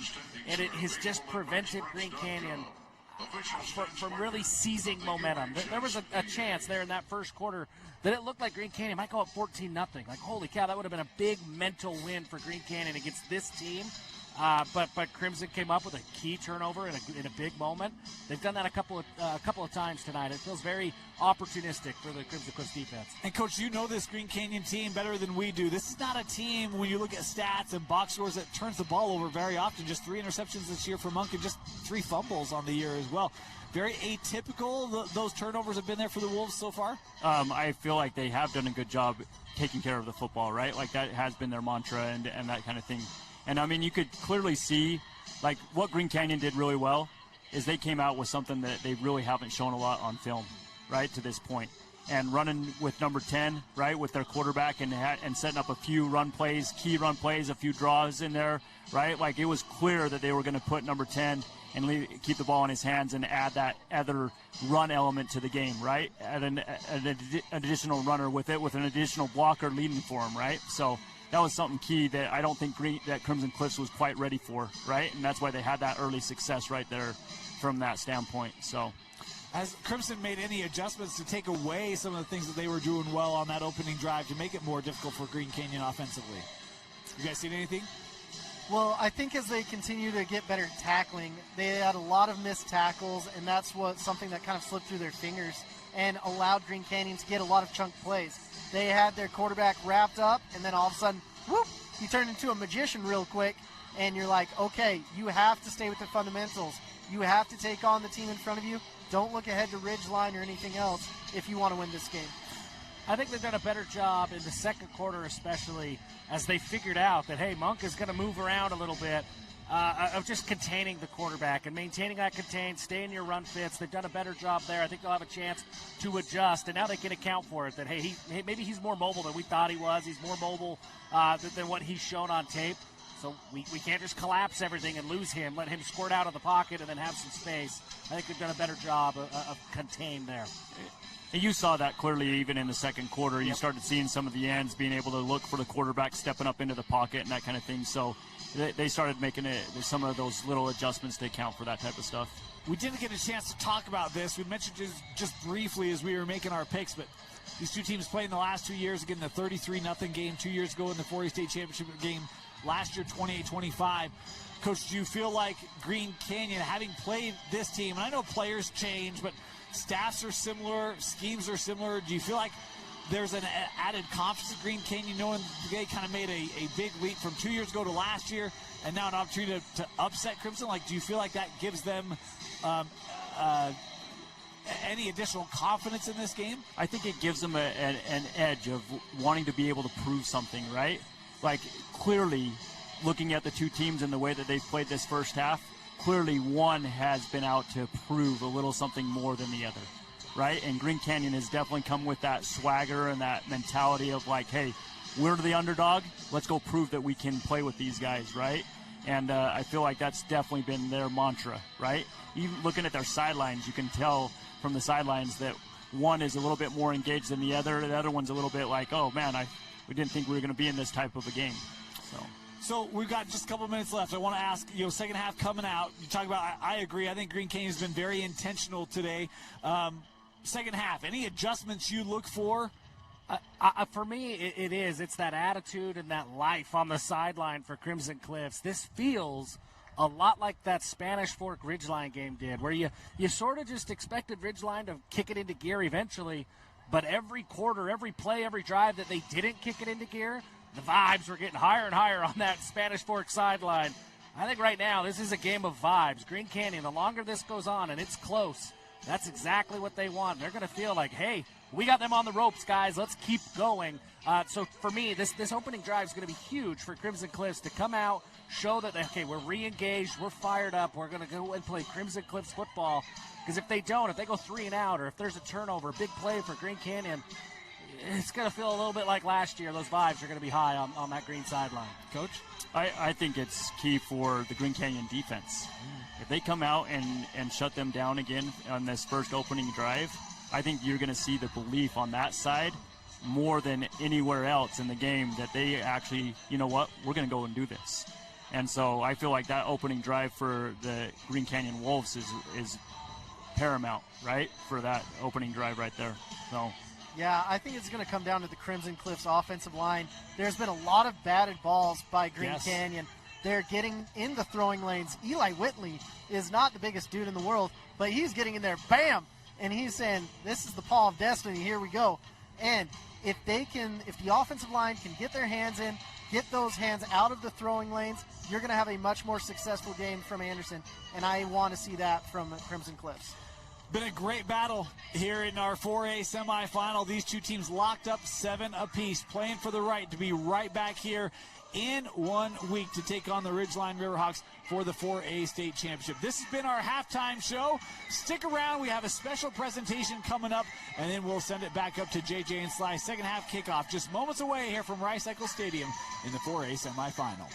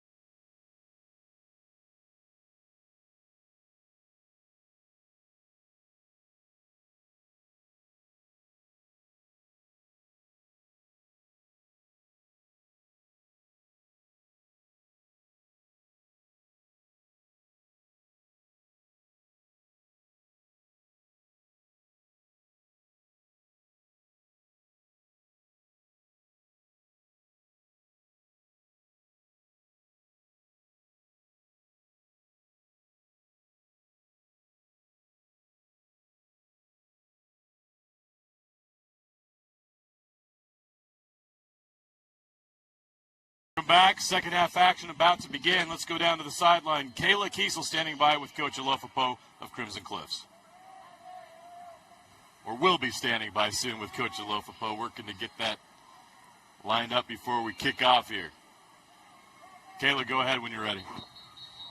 Coach, you guys came in every bit the powerhouse, but Green Canyon's putting up a fight. What adjustments were made at half to gain some momentum? Yeah, we just had to, kudos to them. They did a couple of things different than what we had prepared for, and which is great by them. And so we just went in the second half and made some adjustments and see if our kids can execute and come out and play our brand of football. Thank you so much, Coach. Thank you. Appreciate it.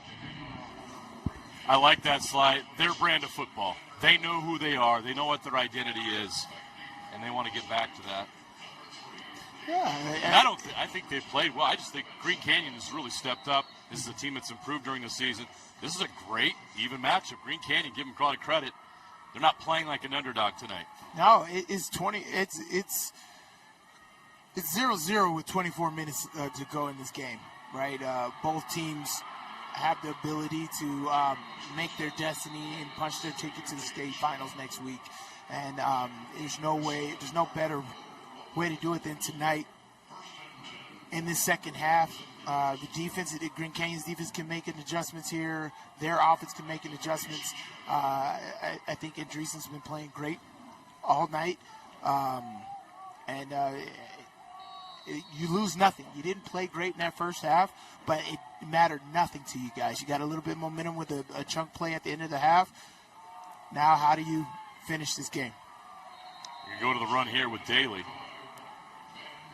Van Daly picks up 4 yards out to the 40-yard line. Yeah, and as he said there, our brand of football. Don't let Green Canyon get us out of how we play football here. And so very much looking forward to what he's talking about with that, right? He had a lot of seniors go last year that were the culture of that team. But let's see what their brand of football looks like this year.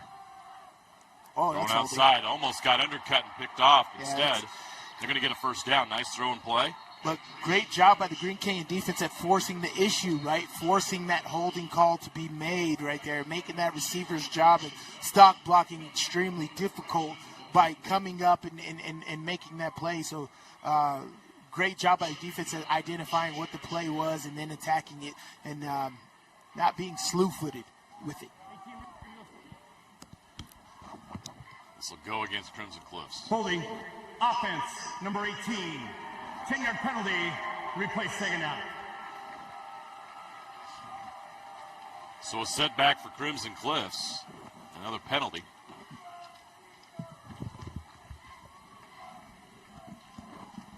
So now it's 2nd and 16 instead of a first down.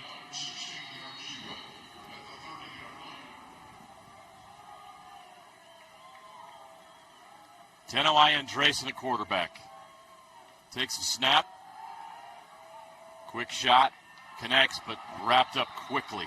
Jackson Holt right there, your trusty receiver. He's the one of the guys that had a shaky first half, right? And he's got to wake up a bit and make some plays. That right there is a great way to get it in. Nice 6-yard play. Makes it 3rd and 9 from the 37. Oh, that's 5 yards. That's going to get him off. That's going to give him 5 free. And now it's going to be 3rd and 4. 3rd and 4 is a lot better than 3rd and 9. Snap, encroachment, defense, number 72. 5-yard penalty, still 3rd down. Great hard count. You got to use that to your advantage, right? You haven't seen much of that in this game. Green Canyon had a little lax in judgment right there on 3rd down and jumps into neutral zone. Empty backfield. Well executed, out of bounds with the first down is number 10. Benson Hoffheim. Go no huddle here. Little up tempo, throw something new at Green Canyon. Back to Shaw on the ground. Great job by the defensive front at staying square, keeping those two arms straight and not getting turned. That's where the holes in the running game are created when the defensive linemen get turned around. But there they keep straight and keep that line parallel and stop them only for a 2-yard gain. Be 2nd and 8 from the 49. Another shot run up the middle. Good push into Green Canyon territory to the 45-yard line. Great play design there. You pull the tackle and you hit that like a dive right here. He gets right under that. It's a great job by Cade Shaw at coming straight downhill and getting as much as you can fast and falling forward, right? He gets 2 extra yards by falling forward.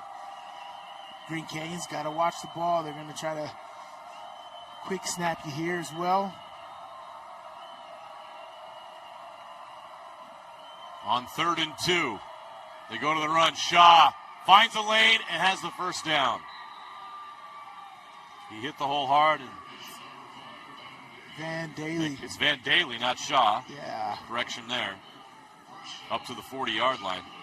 They'll put it right at the 41. 1st and 10 for Crimson Cliffs. And you see them going more up-tempo. They're finding some success with that. And this might be what Coach Alifa-Poe was talking about with their brand of football, right? A little more up-tempo, a little more rhythm. Drayson avoids the rush and takes off with it. Makes a play with his legs. Great job. Great pickup right there with your legs right there. It's a 5-6 yard pickup when the pocket breaks down. Pressure's coming. Step up here. Good decision. Protect the football. Good open field tackle there by Green Canyon as well, but good 6 yard pickup right there, or 7 yard pickup, making it 2nd down and 3. They'll place the ball at the 34-yard line.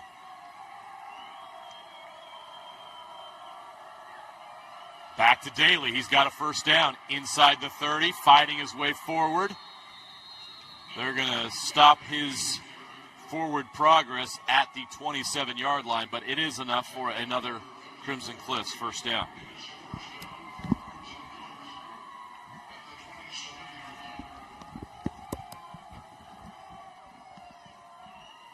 Eight minutes left in the third quarter. Already a 4-minute drive for the Mustangs. 1st and 10 from the 27. Blitz comes. They pick it up. And Drayson throws short of the receiver, incomplete.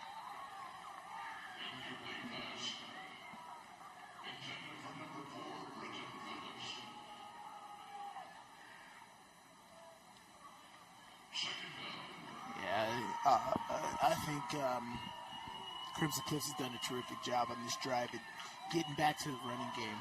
I think the running game is what has fueled them and their momentum and creating these other chunk plays, and that is a very rhythmic foundation for any team, is to establish that running game, and that's what they're planning on doing here on this drive. And Drayson throwing to the end zone. Not there. And there's a flag on the play. That might explain why he wasn't there. Yeah, receiver fell down, but I want to know, was it incidental or was it something on the defense's fault right there? It's a 15-yard penalty. Yeah, that's contact. Yeah, you can't do that. Clearance, defense, number 0.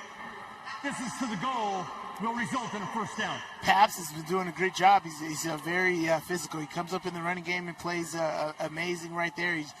He didn't know the ball was released right there. He was trying to reroute the receiver, and unfortunately the ball was already in the air and targeted at that guy. Back to Daly in the run game. Gets inside the 10. The Mustangs in the red zone.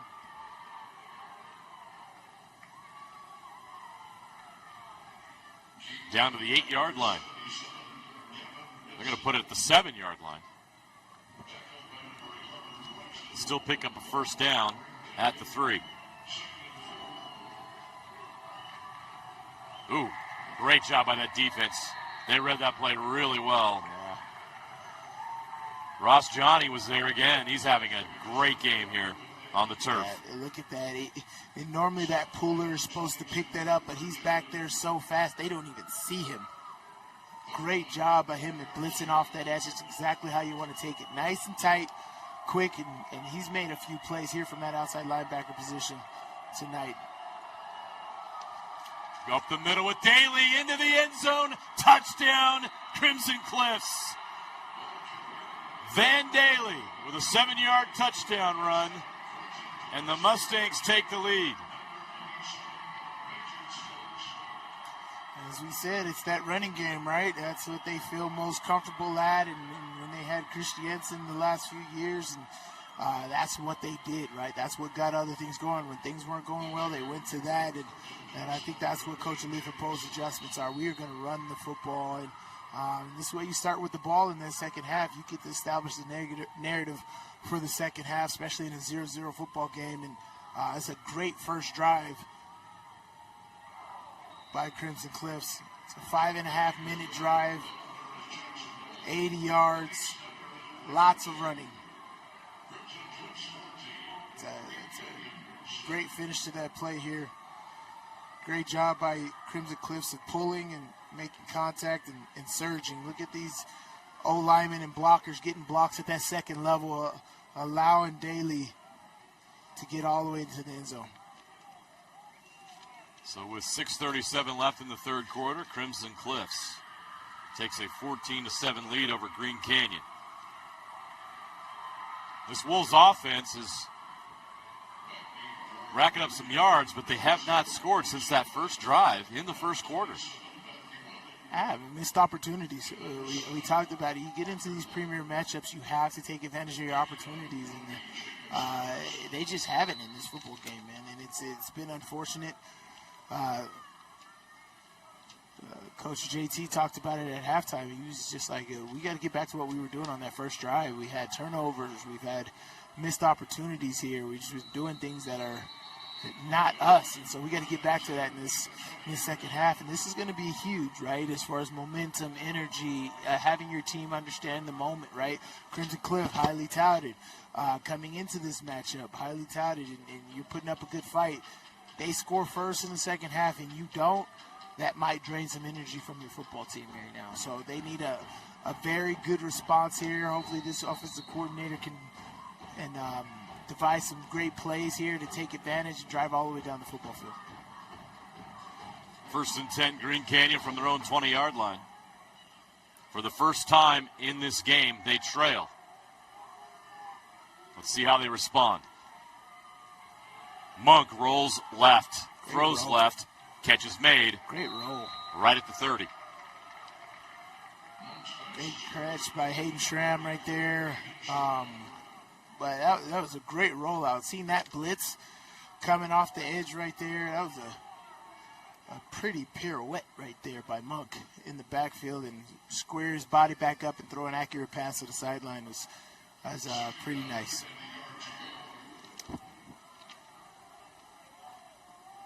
Second and inches. They're going to pass on it. Take a shot deep. Almost had it in the hands. Could not hold on to it. That was intended for Schramm, who caught the last pass. Great throw right there. I love it. Weren't able to finish. I love taking the shot right here. I mean, the guy was double covered. It wasn't open. But Schramm does get his hands on it. Great defense of playing the breadbasket right by the safety and corner there. Schramm does get his hands on it, but that was double coverage. It was very tough. I'd like for Monk to be able to see that double coverage and come off of that. Where is my second option? He was done out here. Is going to be that QB sneak. That's going to be nice. Oh, no. Fullback dive. Going to hand it off to Wheatley, I think, came in at running back, number 9. He's short yardage running back. Also is having a great night on defense. That's going to move the chains. Yeah. That was very confident. I really like that shot they took on second down. Second down in inches, you have third down to convert that inches right there, and just took your best shot downfield. I absolutely like that. Keep that defense honest on all downs. And that's what we liked about that first drive. They didn't know if it was going to be a run or a pass on first down because they were mixing it up.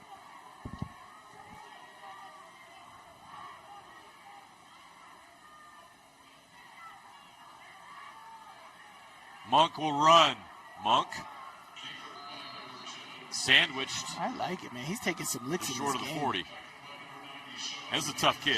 Hey, that's all you can do in Cache Valley is play football, man. So I like it. Look at this. Come up here. Stokes came over and gave him the business. Oh, yeah. You know, Stokes is, we already talked about him, 6'5", 235. As a sophomore, he definitely runs to the football, does it great. And Monk takes that hit like it's nothing, gets up and makes it 2nd down and 5. It's a 5-yard gain. Ooh, snap. Oh, they got it off. Looked like there was a little issue with the snap. Did he pick that up off the ground and rehand it I off? was blocked. My view was blocked. once the lines hit each other, I think it did. Because I was about to say, there was a puller and everything. Yeah, he had to pick that up off the turf. Oh, wow. Yeah. Nice. Great recovery. Yeah. And now they got a shot on 3rd down. That was near disaster. They already have a fumble in this game. So to pick that up and get some forward progress, Micah Jenkins on that carry. 3rd down and 2 from the 39. It's a little less than 2. Just shy of the 40-yard line. They're going to do it with the pass. Excellent play. Excellent. Well executed. Excellent. That's how you run a bubble screen. It gives them a 1st down. Oh, yeah. Excellent.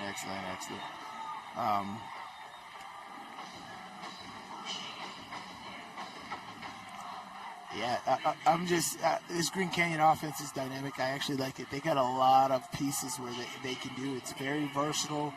They're taking advantage. You've seen a lot of different formations, a lot of different pass sets, and all kinds of different things. And Monk's at the helm. I actually really like the way he's able to throw the football, the way he's able to run. He's a dual threat for sure. A lot of running room here for Jenkins. And that's how you run the power O right there. Great job. Micah Jenkins. Nice lead fullback, pulling guard. Clear guys out. Look at that. Look at those offensive linemen move people. Nice. I think that's a great foundation for any team, right? If you can run the football, that opens everything else up. That's a very, very nice job right there. And here they go back to the I-Pro here. They're at the 38 of Crimson Cliffs. Great drive here. Monk's going to go play action. Throw. Open. He caught it. He recaught Did he finish it? Yes, he did. He bobbled that. Paps bobbled it, but he brings it in at the last second before contact is made. Great catch by Paps. Great recovery. With the touchdown. Oh, great job. He's got elite hands right there. Hey, Bryson, it doesn't even have to be that dramatic. Catch it first, though. He wanted to add some flair. Hey, man. If it ain't pretty, I ain't doing it. 1st and 10 from the 28. Doesn't matter how it looks. It's a catch in the 1st down. Under 3 minutes to play in this 3rd quarter. Back to the run game. Jenkins. Up to the 25-yard line. This is a solid, steady Green Canyon drive here. The perfect response after Crimson Cliffs took the lead. Right. Crimson Cliffs drive was 5 minutes and 30 seconds here, and this one's edging in the same direction here, coming up on 5 minutes or 4.5 minutes here. 2nd and 7. Monk rolls left. Nice. Throws to the end zone. Caught. Touchdown Wolves. Safety slipped. I like it. Cody Edelmeyer. That's the thing Green Canyon has to understand. I like Monk in the sprint out formation. It wasn't a full sprint out, right? It's get him out of the pocket slightly, but they were planning on hitting that backside, and that safety dosed it, but he slipped. He had the turf monster. He slipped, and they gave it just enough window right there for you to get that touchdown. Awesome job right there by Green Canyon. Great throw by Monk. Monk to Edelmeyer, 28 yards. And the Wolves with this extra point can tie it up at 14. Very nice. Big extra point, and it's good. We are tied up with 2:01 left to play in the 3rd quarter. This 4A semifinal has delivered. This has been terrific. Yes, it has. Absolutely love the operation of that whole drive, right? They drove down the field confidently, running the football effectively, opening things up. Safety slipped and made that happen. That was terrific. Look at Monk, half rollout here, comes back to the backside, throws a pinpoint pass right over the money. That is awesome. Watch the safety slip down here. He recognizes it. And also for Edelmeyer to recognize, I got to go up and get this Yes. to make sure I pull this in. Because if he just stays on the ground, that the could be defenders knocked have out. a shot at it. Yeah. He went up and got it. Great job. As we said, it was very important to see how Green Canyon responds to Crimson Cliff's touchdown drive. And that was an awesome drive. Themselves orchestrated a nice 5-minute, 80-yard drive. Exactly what you want to have as you want to respond to your opponent. And we're back to 0-0.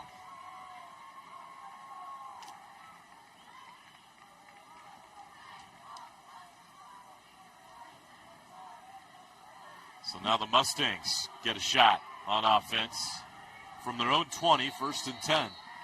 2:01 left to play in the third. Going back to the run, it's been effective. Cade Shaw getting this series.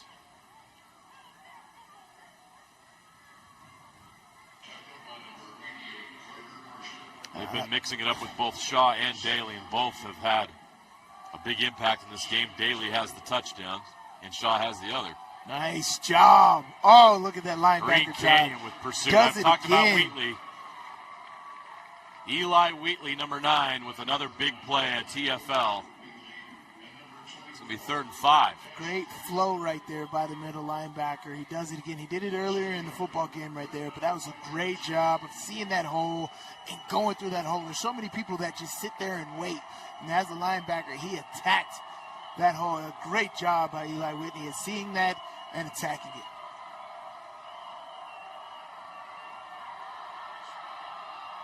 Third and 5 from the 25. And Drayson takes a snap. Throws over the middle, wide open. Catch is made. Holt to the 40. Oh, balls out. Green Canyon's got it. The Wolves have it. We have another turnover. And Green Canyon will take possession in Crimson Cliffs territory. Did Pap strip that out? Oh, my gosh. Bryson Paps is having an amazing game. But that's the opportunity right there. How do you drop that football? Great job right there by the Green Canyon defense. Let's do this. Bryson Paps, yeah, he punched that out. Jackson holds another mental error right here. Great ball delivery there by Andreessen. Catches the football. Watch him punch it out. Great job. Great sense. Oh, awesome job, Bryson. That's exactly what you want to do there. Paps had a goal line stop earlier and now forces the turnover. And Green Canyon can take the lead on this drive. Has a touchdown in this game, a goal line stop, and now a forced fumble. He's having himself a nice game.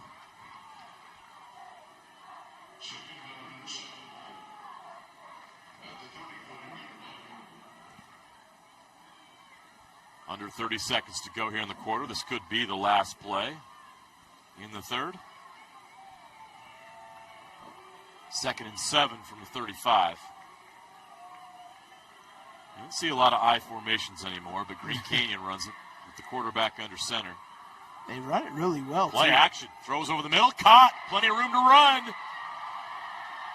Making a move. Finally tackled down at the 16-yard line. Hayden Schramm again. They run it really well, too. They run this I formation great. They do a great split action with the running backs there. Play action. Come back and hit your dig route right in the middle. Watch this here. Come here, in. Boom. That's great action right there, right behind the zone.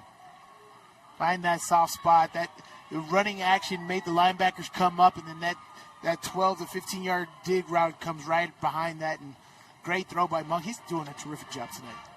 Green Canyon takes all the momentum into the fourth quarter. They are in the red zone.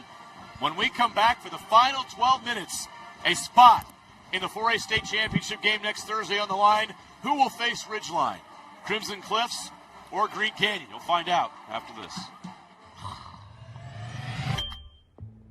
With affordable GLP-1 medication from Direct Meds, I've lost weight but gained lots of attention. From old college boyfriends, hi, to young college boys. Oh, honey. And my husband's obsessed. She loves to make me jealous. Well, as a woman over 50, losing weight was about as hard as getting my husband to cook anything but cereal. Honey, where's the milk? In your hand, babe. Oh. Visit directmeds.com today. Want to make out? Sure. Okay.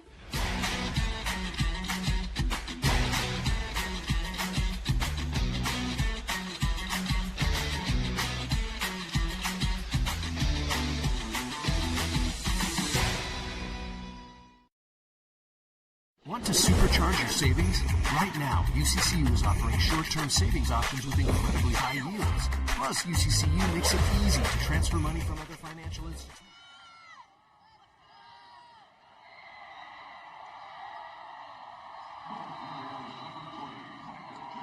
Micah Jenkins has had a great drive here. Down to the 6-yard line. First and goal from the 6.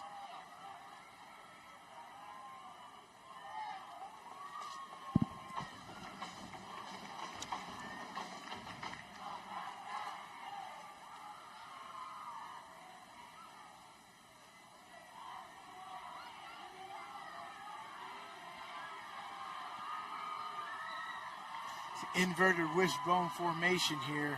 Looks like they're going to the right side. Oh, play action. Monk rolls left. He can run it in. Monk, goal line. That's a touchdown. Touchdown! Green Canyon takes the lead. Ethan Monk on a 6-yard rollout and run. And the Wolves take advantage of the turnover. That's exactly what you need. You need to, exactly what you said, take advantage of the opportunity. The opportunity presented was the forced fumble by Bryson Papps. You got great field position there. How are you going to do it? They do a play action fake, hit a deep dig route, and get down onto the goal line, run the ball effectively, play action fake. Everything's working well for Green Canyon tonight. Extra point is good. Green Canyon 21, Crimson Cliffs 14. Here's how they did it. Great job. Look at this rollout. He's got a great sense of where he's at on those rollouts. He has a great sense, even rolling out to his offhand side. Look at this here. Sees it. Oh, I got the window. I know I need 6 yards. I know what I need to get. He does a great job of eyeing the line that he needs to grab right there and taking full advantage of it, being extremely decisive. That's what you need. Great job. Kayla Kiesel has some great insight on that last drive by Green Canyon. Kayla, what do you got? Just a moment ago, before Crimson Cliffs defense went out, head coach pulled his defense inside and said, guys, we need to be more disciplined. We prepared for this all week long. We know it's going to be run and play action every time. We need to settle in, do our jobs, and be disciplined. He said we need our defense to step up, and we'll see if they're able to make these adjustments.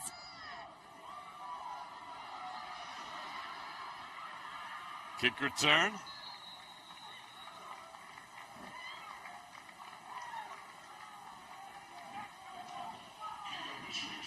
Well, 11 minutes. Green Canyon has the edge. How you doing? 14-7 in this second half for Green Canyon. Doing a terrific job. We'll see how Crimson Cliffs responds. They're going to go back to the run. No panic with the Mustangs. They're going to stick with what they do. Right. As they should. Up to the 31-yard line. Great running backs in Daly and Shaw. Why not?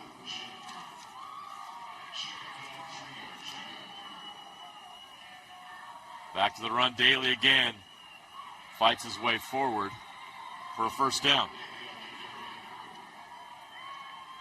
It's been some interesting momentum in this game. Green Canyon scored on their first drive, took a 7-0 lead.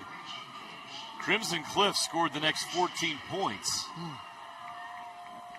And seem to be in control. And then Green Canyon has responded well. Now they've scored 14 unanswered.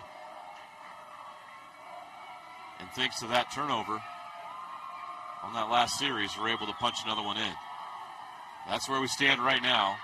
21-14, Green Canyon trying to pull off the upset and end the Mustangs' reign as 4A state champions. The Mustangs now driving to try to tie this game up or take the lead. Drayson paid a price on that, run. He's had a really nice game here. This is a great pickup right here. Exactly what you want to do. Now they're at midfield. Now you got Shaw here with another nice carry.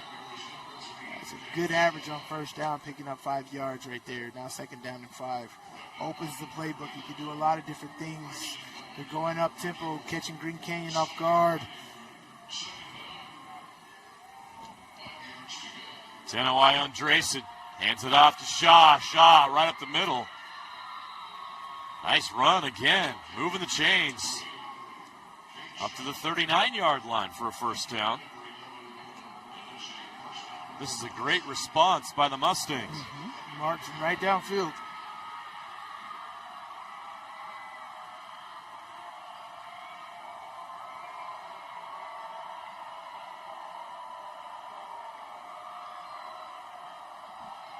Daly up the middle.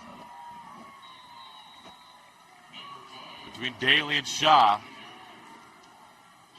this run game has been very effective. This offensive line has done a great job. It's not the 5-headed monster you see of Springville, but this 2-headed monster does a pretty good job. It's 4A, not as many numbers. But the talent's there for sure. And Drayson misses. Could not connect with Tyler Phillips. See if this Green Canyon defense is going to make a stand right here at the 34-yard line. This drive's been all Crimson Cliffs until right now. This is the first 3rd down of the drive. From the 34. And off up the middle, Daly fighting for yards. Look at that push. First down. Crimson Cliffs winning the trenches here. Oh, yeah. You see, there's no chunk plays being taken. They understand the moment. This is being a well-coached football team. You don't understand, I'm behind by 7 points, but I don't have to win it right now. I got to continue with my game plan here. Takes a shot in the There it end is. zone. Nice. That's all hands. Is it caught? It is! Wow! What a catch! Britton Phillips with his 2nd touchdown of the game. And that was special. Yeah, it was. That was all hands right there. Woo. But taking a shot on first down, right? You converted the 3rd down conversion right there. You have the opportunity on first down to take that shot. You're on the fringe. This is what I didn't understand about Lone Peak. He didn't see that at all, and they got the Pooley brothers. But here you see that. You're taking a shot right here on the red zone fringe and allowing your athletes to go up and get Britton Phillips. Oh, wow. That was they call it a head topper right there. That was awesome. That's a great ball by Tanawai and Drayson, giving them a chance to make the play. We got to see this again. Yes, sir. Great job. Look at this throw. Nice. Hey, the defender did a great job. Good. The defender did a great job. You got to play the bread basket, right? You're at a disadvantage with the size. You got to play the bread basket, but that is just strong hands by Britton Phillips. Watch the hands. Watch him grab this ball. Strong. Nice. He had all to reach hands. over the defender to get it. Yes. And to have the athleticism to do it. I cannot say that was bad coverage. That was good coverage, but that was just better hands by the offensive player right there. The defender played it exactly how you'd be coached to. I would coach him. You that just got to same tip way. your cap. Yeah. With 8:16 left to play, we are tied at 21 with the spot in the 4A state championship on the line. Who wants it more? We're about to find out.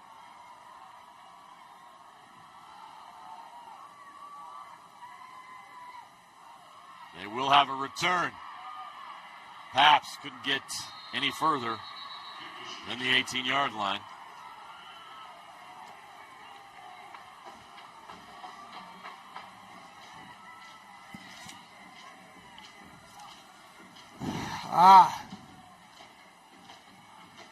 Let's see if we can get an offensive explosion here in the fourth quarter by both of these. It's like anything you can do, I can do better. I'm here for it. Remember what happened in the 4A state championship game last year in the fourth quarter? Yeah, that was wild. That was an exciting finish. I was very excited about that. Well, this is all you can hope for in a game like this with so much on the line. All tied up with 8 minutes to go. Back to the run for Green Canyon. And just like Crimson Cliffs, they're not going to go away from what they do. They're going to go to the run here to set up the pass. And they've had success all night with this. Get that power I in there and run that power O, and you can run play action off of that. And the same look, and just be highly successful. That's exactly what they're doing. They're in no rush. They're able to huddle. It's, as you said at halftime, it's 24 minutes of football, 0-0. Right now, it's 0-0 again. 8 minutes left. Monk avoids the sack. Now he's got a little bit of room to run. He's got the first down out past the 30-yard line. Well, Ethan Monk has made so many plays with his legs tonight. Right. Got to put that ball away in the middle of the field, son. Here we go. Great job. Love him on play action. Avoids the sack right there. Yeah, they're coming. They're trying to rip that ball out. Yeah, they are. They ripped the helmet off, but not the ball. So if the defender rips your helmet off, you still have to come out? Looks like it. Yeah, Monk has to come off the field.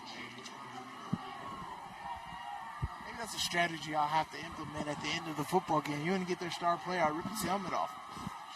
He can't play the next play.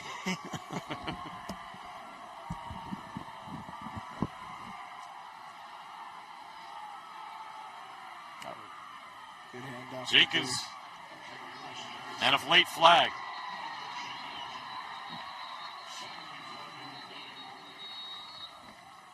So Carter Perry came in and ran one play for Monk.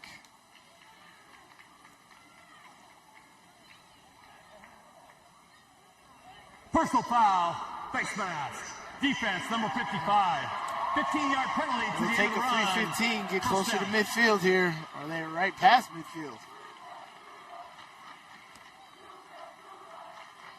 Big call there, big penalty. Green Canyon is now in Crimson Cliffs territory at the 49-yard line.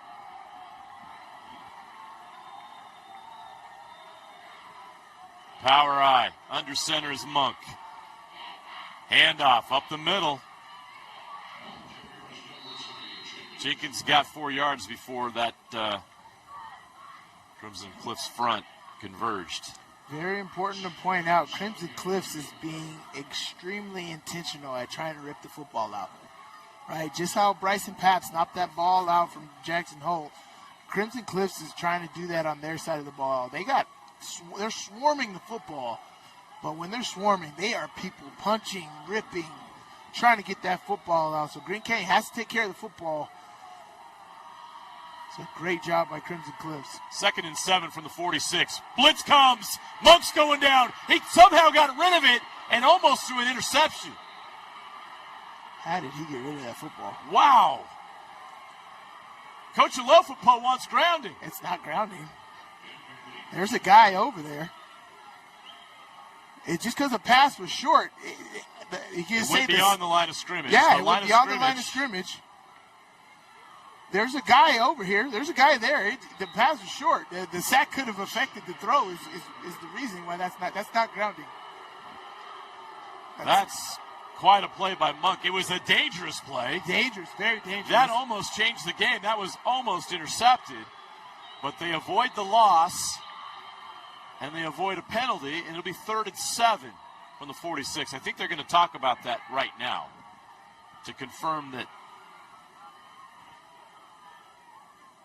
that met all the criteria. It did. It was not intentional grounding. That's good. Now Green Canyon gets to breathe a little bit. Like, okay, This play Boy, clock. 2 of 3 things could happen on that play. 2 of them were bad for Green Canyon. Yeah. And they didn't. It ended up being a 3rd and 7 now from the 46. Monk avoids the rush again. Now he's going to run. He's at the sticks and more. Breaking tackles down to the 36-yard line. 1st and 10, Green Canyon.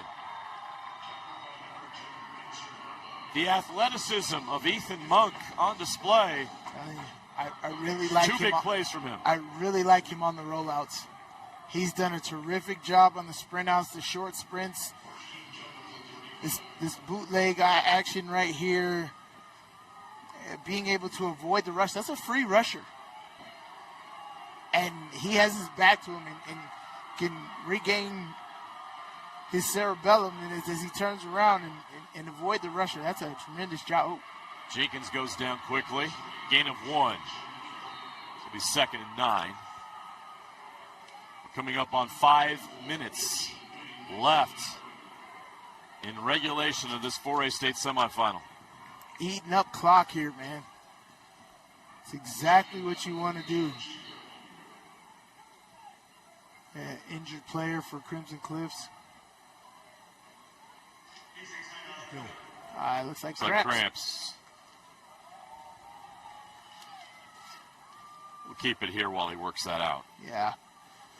Well, you got 5 minutes to go, JJ.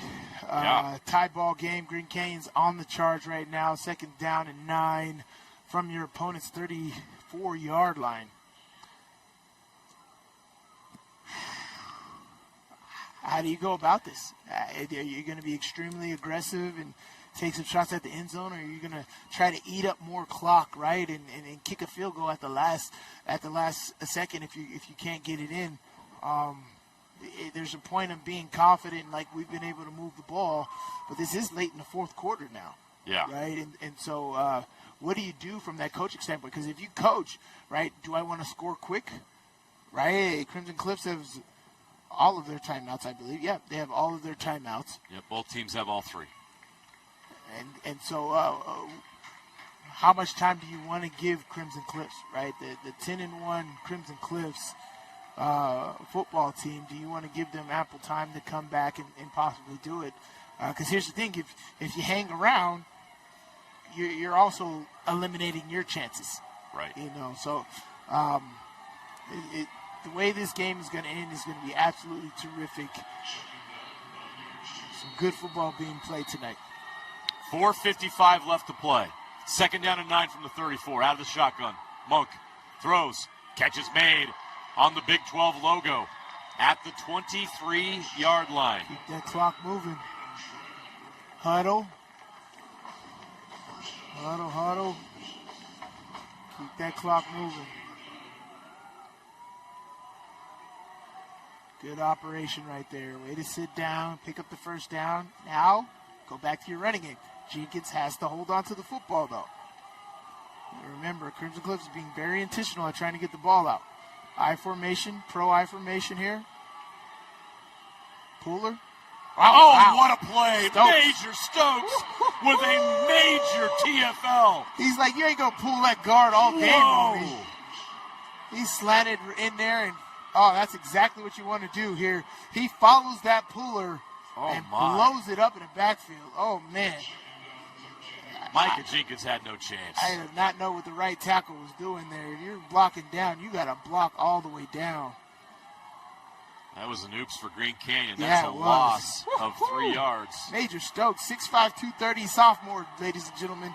If there's any scouts out there watching, he is a beast. Monk connects. Catch is made, but they're going to get back to the original line of scrimmage. Cody Edelmeyer.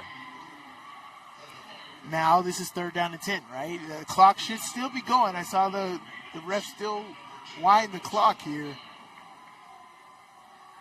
We're at 3:20 and counting. Here's the thing, is you're going to eat up all the clock. What I would do is I try to make them jump off sides and not call a timeout.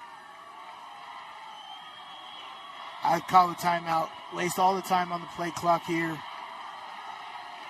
Call a timeout, come back and rethink of this because you got 2 plays of what you want to do here. 3rd and 11. Oh. And we got a problem. Oh, that's what you didn't want. That's 5 yards the wrong way. Part of snap. Snap infraction. Number 70, offense. 5-yard penalty. Still third down. Football's all about rhythm and timing, and they took too long getting that play from the sideline. That's why I'm just like, try to make them jump and call timeout, right? Where you can get a free 5 yards the other way. But that call came in way too late from the sidelines. They had to rush out of the huddle here. It was a very different tempo. Now they got to go empty here.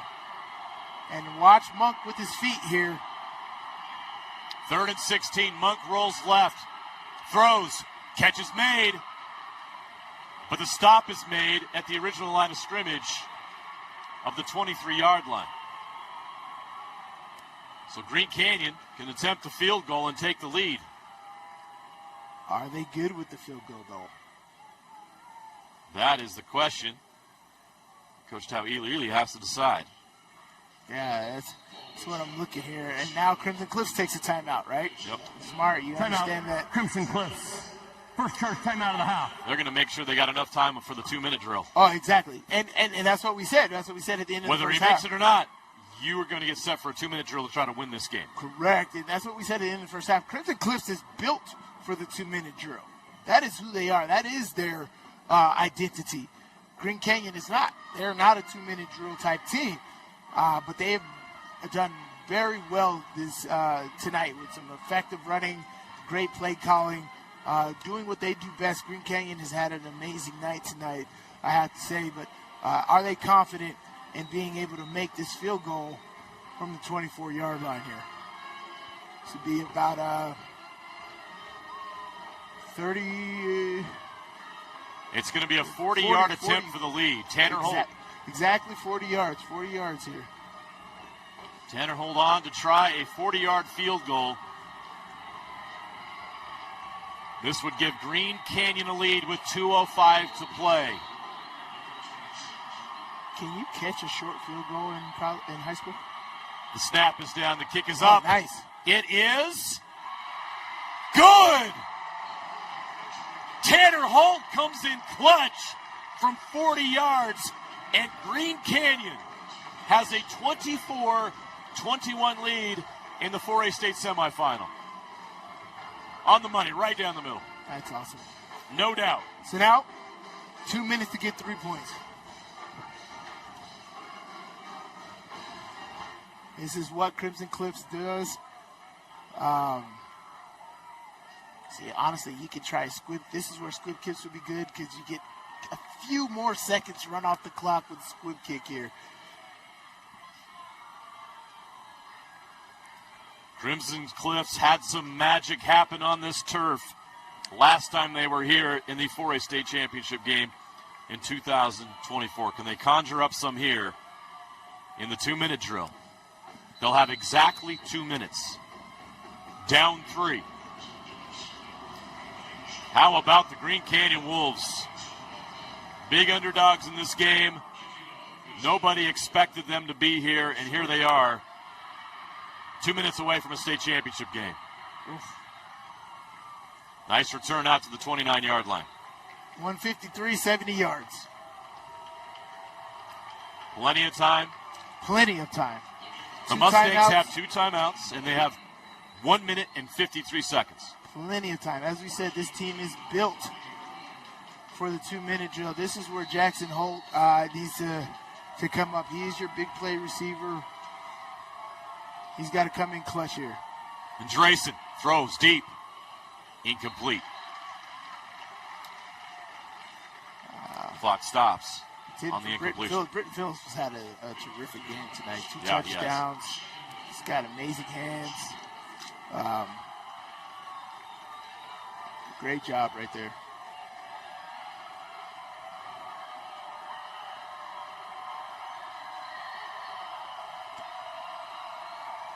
Second and 10 from the 30. And Drayson. Almost intercepted. No, it says they say they hit the turf. It hit the turf.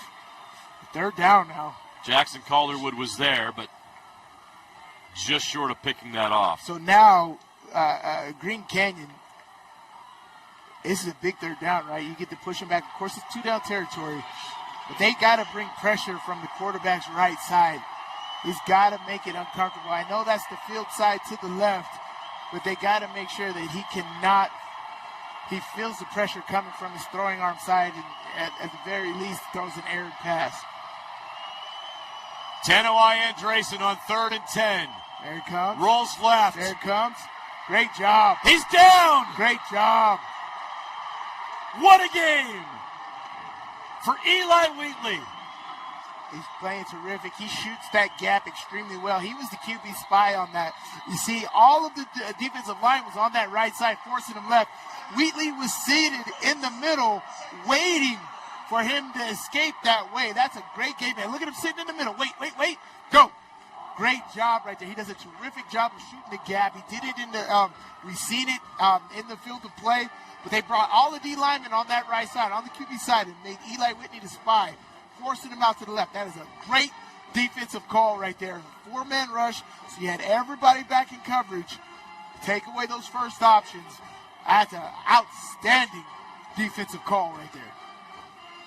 The sack, a loss of 5. Makes it 4th and 15.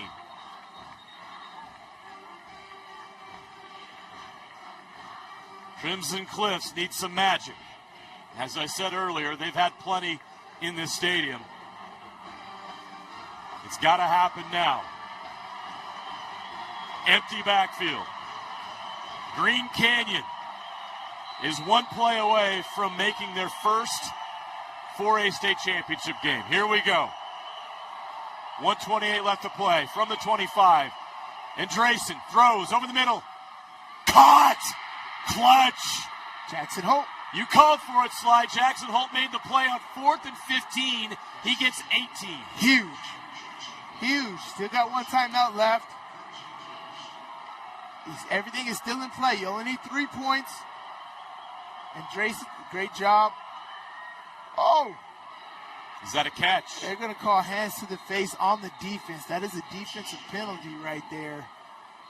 The pass is complete into Green Canyon territory, and there is a flag. Illegal hands to the face on the defense. That's going to add to that. That's going to be a big Crimson Cliffs benefit on this penalty right here. I think they had the wrong guy at defensive end to contain Andresen. Allowed him out of the pocket right there, and yeah, if Crimson Cliffs is getting penalties for extra yards, that's exactly what you want to do. That's a 10-yard penalty right there, huge. Illegal use of hands, defense, number 55. 10-yard penalty to the end of the run will be first down. Oh, wow. Oh, wow. Oh, wow. Well, first you have to commend the catch by Phillips, right? Phillips has been huge tonight. Yes, he has. Great catch right there, tiptoeing the sideline. But Green Canyon's got to be smart here. Boy, wow, this game. They went from 4th and 15, season on the line, to 1st and 10 at the 38 and all the momentum. Boom! Andresen hit hard. Ball's loose. Crimson Cliffs recovers. That was a fumble. Whitney. What a hit. Was that Wheatley again? Wheatley again, yes. Look at him come off the edge. Great pass rush. Boom. It's exactly what you want to do. Eli right Wheatley there. is having himself a night. Here they go. 2nd and 16. Pass complete. It's going to get back to the 40. Third Phillips down. with another catch. It's 3rd down and 12. You're going to have a nice games here developing with what they want to do here on this defensive front.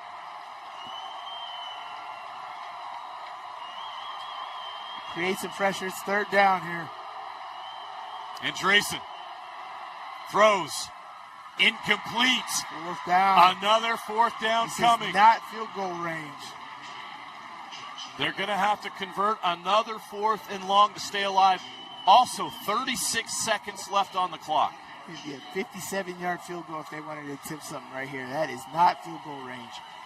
That means that they have to convert this 4th down. They have to convert this 4th down. This is the game right here. And here's the thing. These receivers have to understand, you cannot run routes short of the 1st down. You cannot run a 5-yard out. Everything has to be a stick route. 1st down is at the 28. Got to get there. Andreessen. Great Incomplete. defense. Great defense. Green Canyon takes over on downs. Ross Johnny again. He's had a terrific game as well. And that's the ball game, folks. Ross Johnny with the pass breakup. Awesome. Awesome. Awesome job. Ross Johnny, amazing job tracking Jackson Hole across the field. Coming off, not touching the receiver. Making a play on the ball right there. Look at him, track him across the field. Come up, make the play. Ross Johnny, amazing job. Terrific.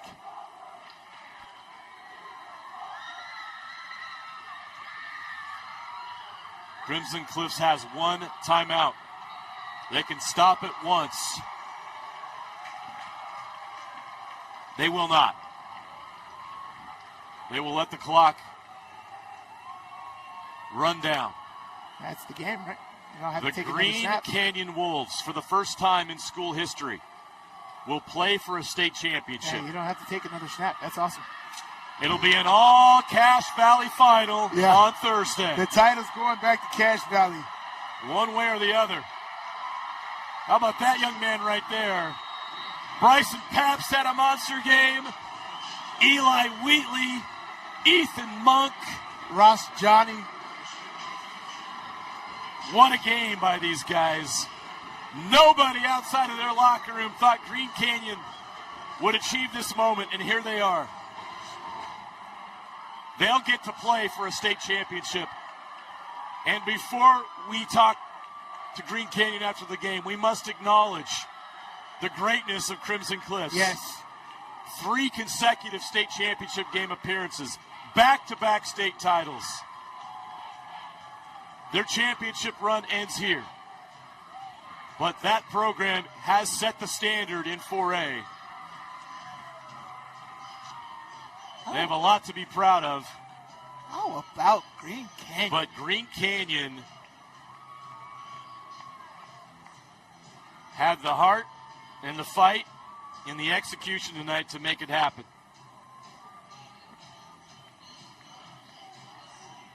Oh my gosh. I mean, this is an awesome story. Green Canyon, you get to go face your rivals in Ridgeline.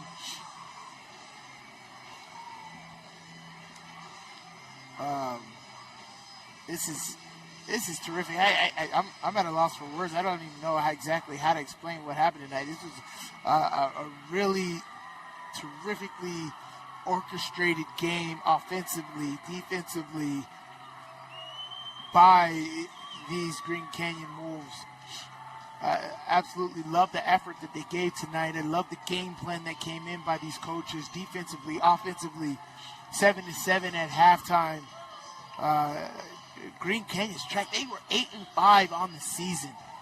Yeah. Came into these playoffs and just with a mindset, and that's why you have to play the game, right? It doesn't matter where you're at on the schedule.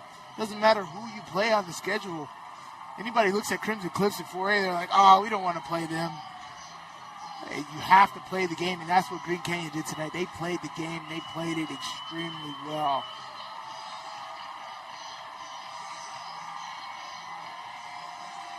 Great job. Let's go down to the sideline. Kayla Kiesel standing by with our MVP of the game. Hey, congratulations. Huge game, huge moment. You guys just made history for your school. Walk me through those final moments when you realized we're going to the state championship game. Yeah, we really wanted redemption. It came down to the last couple plays. Our defense capitalized. We struggled a little bit, but in the end, we got it taken care of. Congrats to the team. They're amazing. I love them. They're all good players. Good. What do you think a win like this says about your team and this group of guys that you have? I think all week we've been telling the team about our legacy. I think we really showed that today, and we don't back down. No doubt, no doubt. Thank you. Congratulations. Thank you. Man. I don't think there's you can't say enough about this team, right? 8-5. They started 0-2. 9-5 now. Correction. 9-5. 9-5 now. Sorry, but yeah, they came into this game 8-5. They played a pretty good exhibition schedule before getting region play, and they had a tough go at it. Playing Ridgeline in Mountain Crest before they started in these playoffs, and they just went on a tear and started believing themselves. Beating Desert Hills 10-3, Snow Canyon 23-20, Skyline last week at 28-26. These are close matchups. These guys know how to win close games, and they're coming in here to the turf in Rice-Eccles Stadium and beating the highly touted last year's former state champions in Crimson Cliffs. Man, you can't say enough about this Green Canyon football team. Terrific job. They're going against a familiar foe next week for the state championship game. I am actually excited to call that game to see exactly what they can muster up and game plan and come out and have an excellent bout against Ridgeline. Head coach JT Tau-Ely and his staff had a great game plan. His players executed it so well tonight, and they played with heart and grit and found a way. Now, they played Ridgeline earlier this year. It did not go well. Ridgeline led 42-0 at halftime and won the game 49-14. Look, a lot has happened since then. Right. So now, did Green Canyon get better since then? That's going to be interesting to see. But that's the matchup we're going to get in the 4A state championship game. I'm excited for it. I can't wait for it as well. Green Canyon 24, Crimson Cliffs 21. That is the final from Rice-Eccles Stadium. Can't wait for the post-game show. Oh, yeah. Dane, Jeff, and everybody standing by right now in the north end zone. For us, for Steven Sylvester, Kayla Kiesel, and our entire Game Night Live crew, so long from Rice-Eccles Stadium. The KSL Sports Rewind post-game show is next.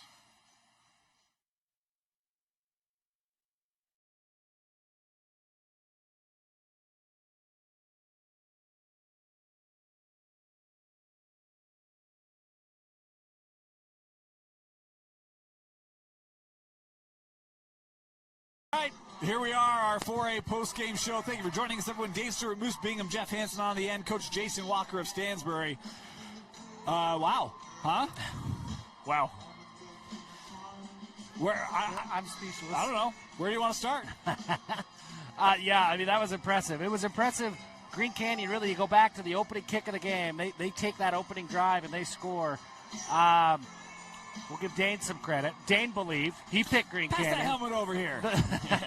The Green Canyon sideline certainly believed. But even after that opening score, I don't know that there were very many people that weren't Dane and weren't on the Green Canyon sideline that really believed that this could happen. And, man, for 4 straight quarters, Green just kept delivering blow after blow, and they won that game. That wasn't luck. That wasn't, crazy turnovers or fluke plays. Like, Green Canyon just lined up and won.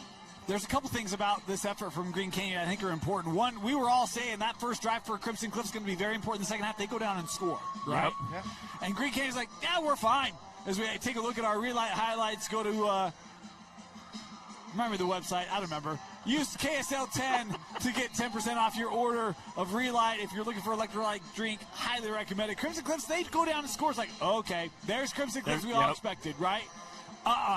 Green Canyon ran the ball. I mean, their offensive line, Coach, you mentioned their offensive line was great for the Wolves tonight. Well, I told you it was going to be paramount for Green Canyon's defense to get a stop on the opening drive. And I thought for sure if Crimson goes down and scores that they're going to win that football game, right? Yep. But Green Canyon's offense came back the next drive and answered the bell. And it's really up those guys up front, right? Those 5 linemen up front. Right, they controlled the line of scrimmage throughout the night, not just on those drives, but out throughout the night. That play was huge, right? That fumble recovery again. It felt like Crimson just never got the wheels going, as you see, able to cap off this drive with the rushing touchdown off of that fumble. This gave them the lead that they would never relinquish. Yep. Yeah, it was an incredible effort by Green Canyon, and they just kept believing in themselves and believing in themselves. When he ran around the edge right here, took the Crimson Cliffs right into their teeth and just knocked the ball into the end zone. That is just such an incredible effort. And that's what you can take away from this Green Canyon team. They never gave up, and they gave incredible effort the whole game. Heck of a touchdown catch there. And again, Crimson continued to fight in this game as much as they could, but this Green Canyon defense just made it tough, Jeff. Yeah, Green Canyon was stingy. I mean, you had to earn every single yard against them tonight. And it was like we talked about at halftime, that the later you got in this game, you could feel the belief. I mean, it almost became tangible. Yeah. That as this game got deeper and deeper into the fourth quarter, Green Canyon continued to feel like they were going to pull this off. Moose! Oh, that's what I love to see. Always come down to the foot of a kicker, and that's really what made the difference. A 40-yard field goal in Rice-Eccles, that's not an easy task, but Green Canyon's kicker, he's been phenomenal all year long. I've heard that he's the top kicker in all of Logan, and he might be the top kicker in the state with a kick like that. Last chance here for Crimson Cliffs. They had a penalty to keep this drive going. 4th and 12. A lot of time there, and just no one open downfield. I mean, they just took away the passing game, and Crimson just couldn't ever really find the balance that they've had all year. I think that's the key part. I felt like even up front, like they didn't find the balance running the football. Yeah. Like if we go back and look at the stats, I'm not like I don't have it on me right here, but if you go back and look at it, they did not run the football as well as they have in the games that they've won, right? Or even in the close games. I mean, the games that they've won like 10 of them this year, right? Yeah. So that's where I felt like the balance was not being able to run the football and really control the line of scrimmage. So. The thing that I just think super impressive about this Green Canyon team, then we'll talk about Crimson Cliffs, but, you know, again, they lost him 2 years ago, got shut out here. Last year was a one-possession game, and you look at the build of Coach Ely of this Green Canyon program, but the success of building here in the playoffs of 4A against the Titan of 4A, multi-state champion Titan. Super impressive job by Coach Ely to get his group ready to go for this game, and a game that no one thought they really had a shot in, and it's the 14 seed advancing to the state championship. Yeah, it was as impressive of a win as we've ever seen inside Rice-Eccles Stadium in this tournament. It was really impressive. That game last year, I keep kind of thinking back to that in my head. It was a one-score game in the end, but it required kind of a Herculean effort late in the fourth quarter. I think it was 28-11 or something with 2.5, 3 minutes to go. And all of a sudden, Green Canyon just started to find some momentum, and they found something that worked. And when you have that kind of success that quickly, maybe that's what they reflect back on. Like, hey, guys, like if we could have just played that way for even a full quarter, much less a full game, look what we can do against this team. They are not unbeatable. And then you roll that forward to this year. Because it was clear, Coach, they believed from the opening kick that they were the better football team, that they were going to come out and win this game, and you could see that right away. It was crazy. I think the thing that's really interesting is Green Canyon came with a specific game plan. Yeah. Right? They were going to run with their quarterback. They were going to establish the run on the offensive side. They were going to illustrate that they were a physical enough team to not only hang, but beat a more physical team than what Crimson Cliffs was. And they believed that from the very start. And it was clear, right? Like it was clear from this first snap that that's what their mantra was going to be. And that's how they were going to believe that they were going to take over this game. Just got final stats from this one. Some interesting notes. You look at time of possession, 28 minutes in favor of Green Canyon, only 19 minutes for Crimson Cliffs. That does not happen very often to the Mustangs. Crimson Cliffs only runs for 110 yards in the contest as well. And maybe the stat of the night, no sacks for this Crimson Cliffs defense. Wow. Well, Wow. That is key right there. And they only had one TFL. That's crazy. That Green Canyon offensive line, they were good. Yep, they were really good tonight. Man, it is amazing to see, because Green Canyon, they were one play away from not being here just a week ago. You're just like, how are these guys doing it? But the belief, it's an amazing program to watch, and they're doing it incredibly with their players. Over 350 yards for the Wolves in this one. Let's talk a little bit about Crimson Cliffs, just because it is the last game of the year. And this is a group that, while it is at a reload status in terms of what they got going on down in Washington, you look at the guys that are graduating daily. We talked about him, Van Daly, and his career coming to a close here tonight. Phillips, who had that touchdown catch, was super impressive.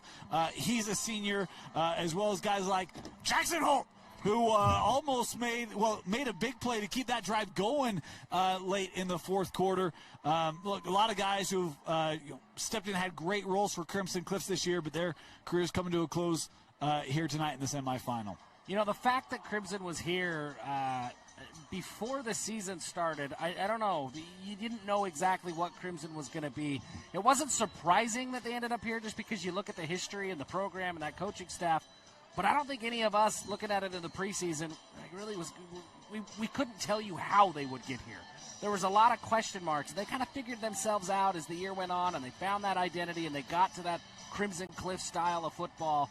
I mean, it was a really, really good season for them to get here, to play in this inside this stadium. Look, it's not the benchmark that they've set these last couple of years, but this is a really successful season for Crimson. There's a lot of youth on this team that's going to come back, and you look at the way that some of these teams have played out. You look at Ridgeline last year. They have that really disappointing loss, and then they bring back a really, really strong core. It motivated them from January forward, right? I mean, they felt like they were on a mission, and Ridgeline has played great. You could see a really similar storyline in the future for Crimson with the way that this group is going to come back. Let's take a moment and talk about that state championship game right around the corner in a week. Ridgeline, Green Canyon, these two teams played in the regular season 49-14. Ridgeline got the win. Can Green Canyon stun Ridgeline in the rematch like they stunned Crimson tonight? Coach, I'll start with you. I think the only way that Green Canyon could maybe have a shot at beating Ridgeline is if they come out and have a start like they had tonight, right? And honestly, I mean, being able to see Ridgeline was in a tight game with Skyview, 14-13 almost at the right before the end of half with just a few minutes left. We were there 14-13 until 30 seconds left, and then they kind of opened it up, right? There's been a number of teams that have been able to hang tight with Ridgeline, right, for a half, but then Ridgeline ends up pulling away, right? It was the same thing that we were all expecting here tonight, right? Is Crimson Cliffs was going to pull away from Green Canyon, and they just never did, right? So if Green Canyon can come in with that belief that they can slow down the game, control the line of scrimmage, right, limit the possessions that Ridgeline has, right, then they could potentially have a chance at least to be in the game. And like you were saying, if they're in the game at the end, they're going to have that belief that, you know what, hey, we can actually win this thing. So it depends on how well they control that line of scrimmage from the very start of the game. Jeff, Moose? If the offensive line plays like the way they did today, I feel like they have a total opportunity to beat Ridgeline. I mean, no sacks, that is an absolutely phenomenal stat. Doing that against Major Stokes, but then they've got a bigger, almost test in front of them with Crew Jones, and they've got a better linebacking core to go against, and they've got familiar opponents to go against as well. Hey, why not? You're the 14 seed. They had to go all the way down to St. George, upset the 3 seed in the first round. Then they had to come back, and it was another road game at Skyline. It was, Skyline had their own upset, but that was still a 14-11. Then they get here, and it's 14-2. Why not? That's the message. If you're Coach JT and you're inside that Green Canyon locker room, why not us? It is us against the world. We've been picked against for the last 3 weeks. Everybody's going to talk about Ridgeline. Everybody's going to expect Ridgeline to do this. Nobody expected us to be here ever. But why not us? Because here we are. You know who didn't play with pressure tonight? Green Canyon. Yeah. They played loose. 150 yards rushing, 190 yards passing. Balanced. They moved the football any way they wanted to. Impressive night. It's the 14 seed Green Canyon Wolves advancing to the 4A state championship game to take on the top-seeded Ridgeline Riverhawks in a region rematch. You can catch that game right here on KSLSports.com on Thursday. We'll have all your championship games, 4A, 5A, 6A. We'll have them live as well as pregame, halftime, and postgame shows all day. There's nowhere else you want to be on Championship Thursday. Coach Walker, thank you so much for joining us. It was fantastic to have you. Congratulations on a great first year, and excited to see you continue to build and get Stansbury back here to Rice-Eccles Stadium. Appreciate it. No, and that's the goal in mind. So we have to be able to do it against a reasserting Crimson Cliffs and probably a returning Green Canyon team that's found that belief in their program and success. Coach, thank you so much. Green Canyon will be playing in their second state championship in the last 3 years. Can't wait for it. For Vince Francis, Jeff Hansen, Moose Bingham, and Coach Jason Walker, my name is Dane Stewart. Thank you for joining us on our 4A postgame show, and we'll see you Thursday for championships next week.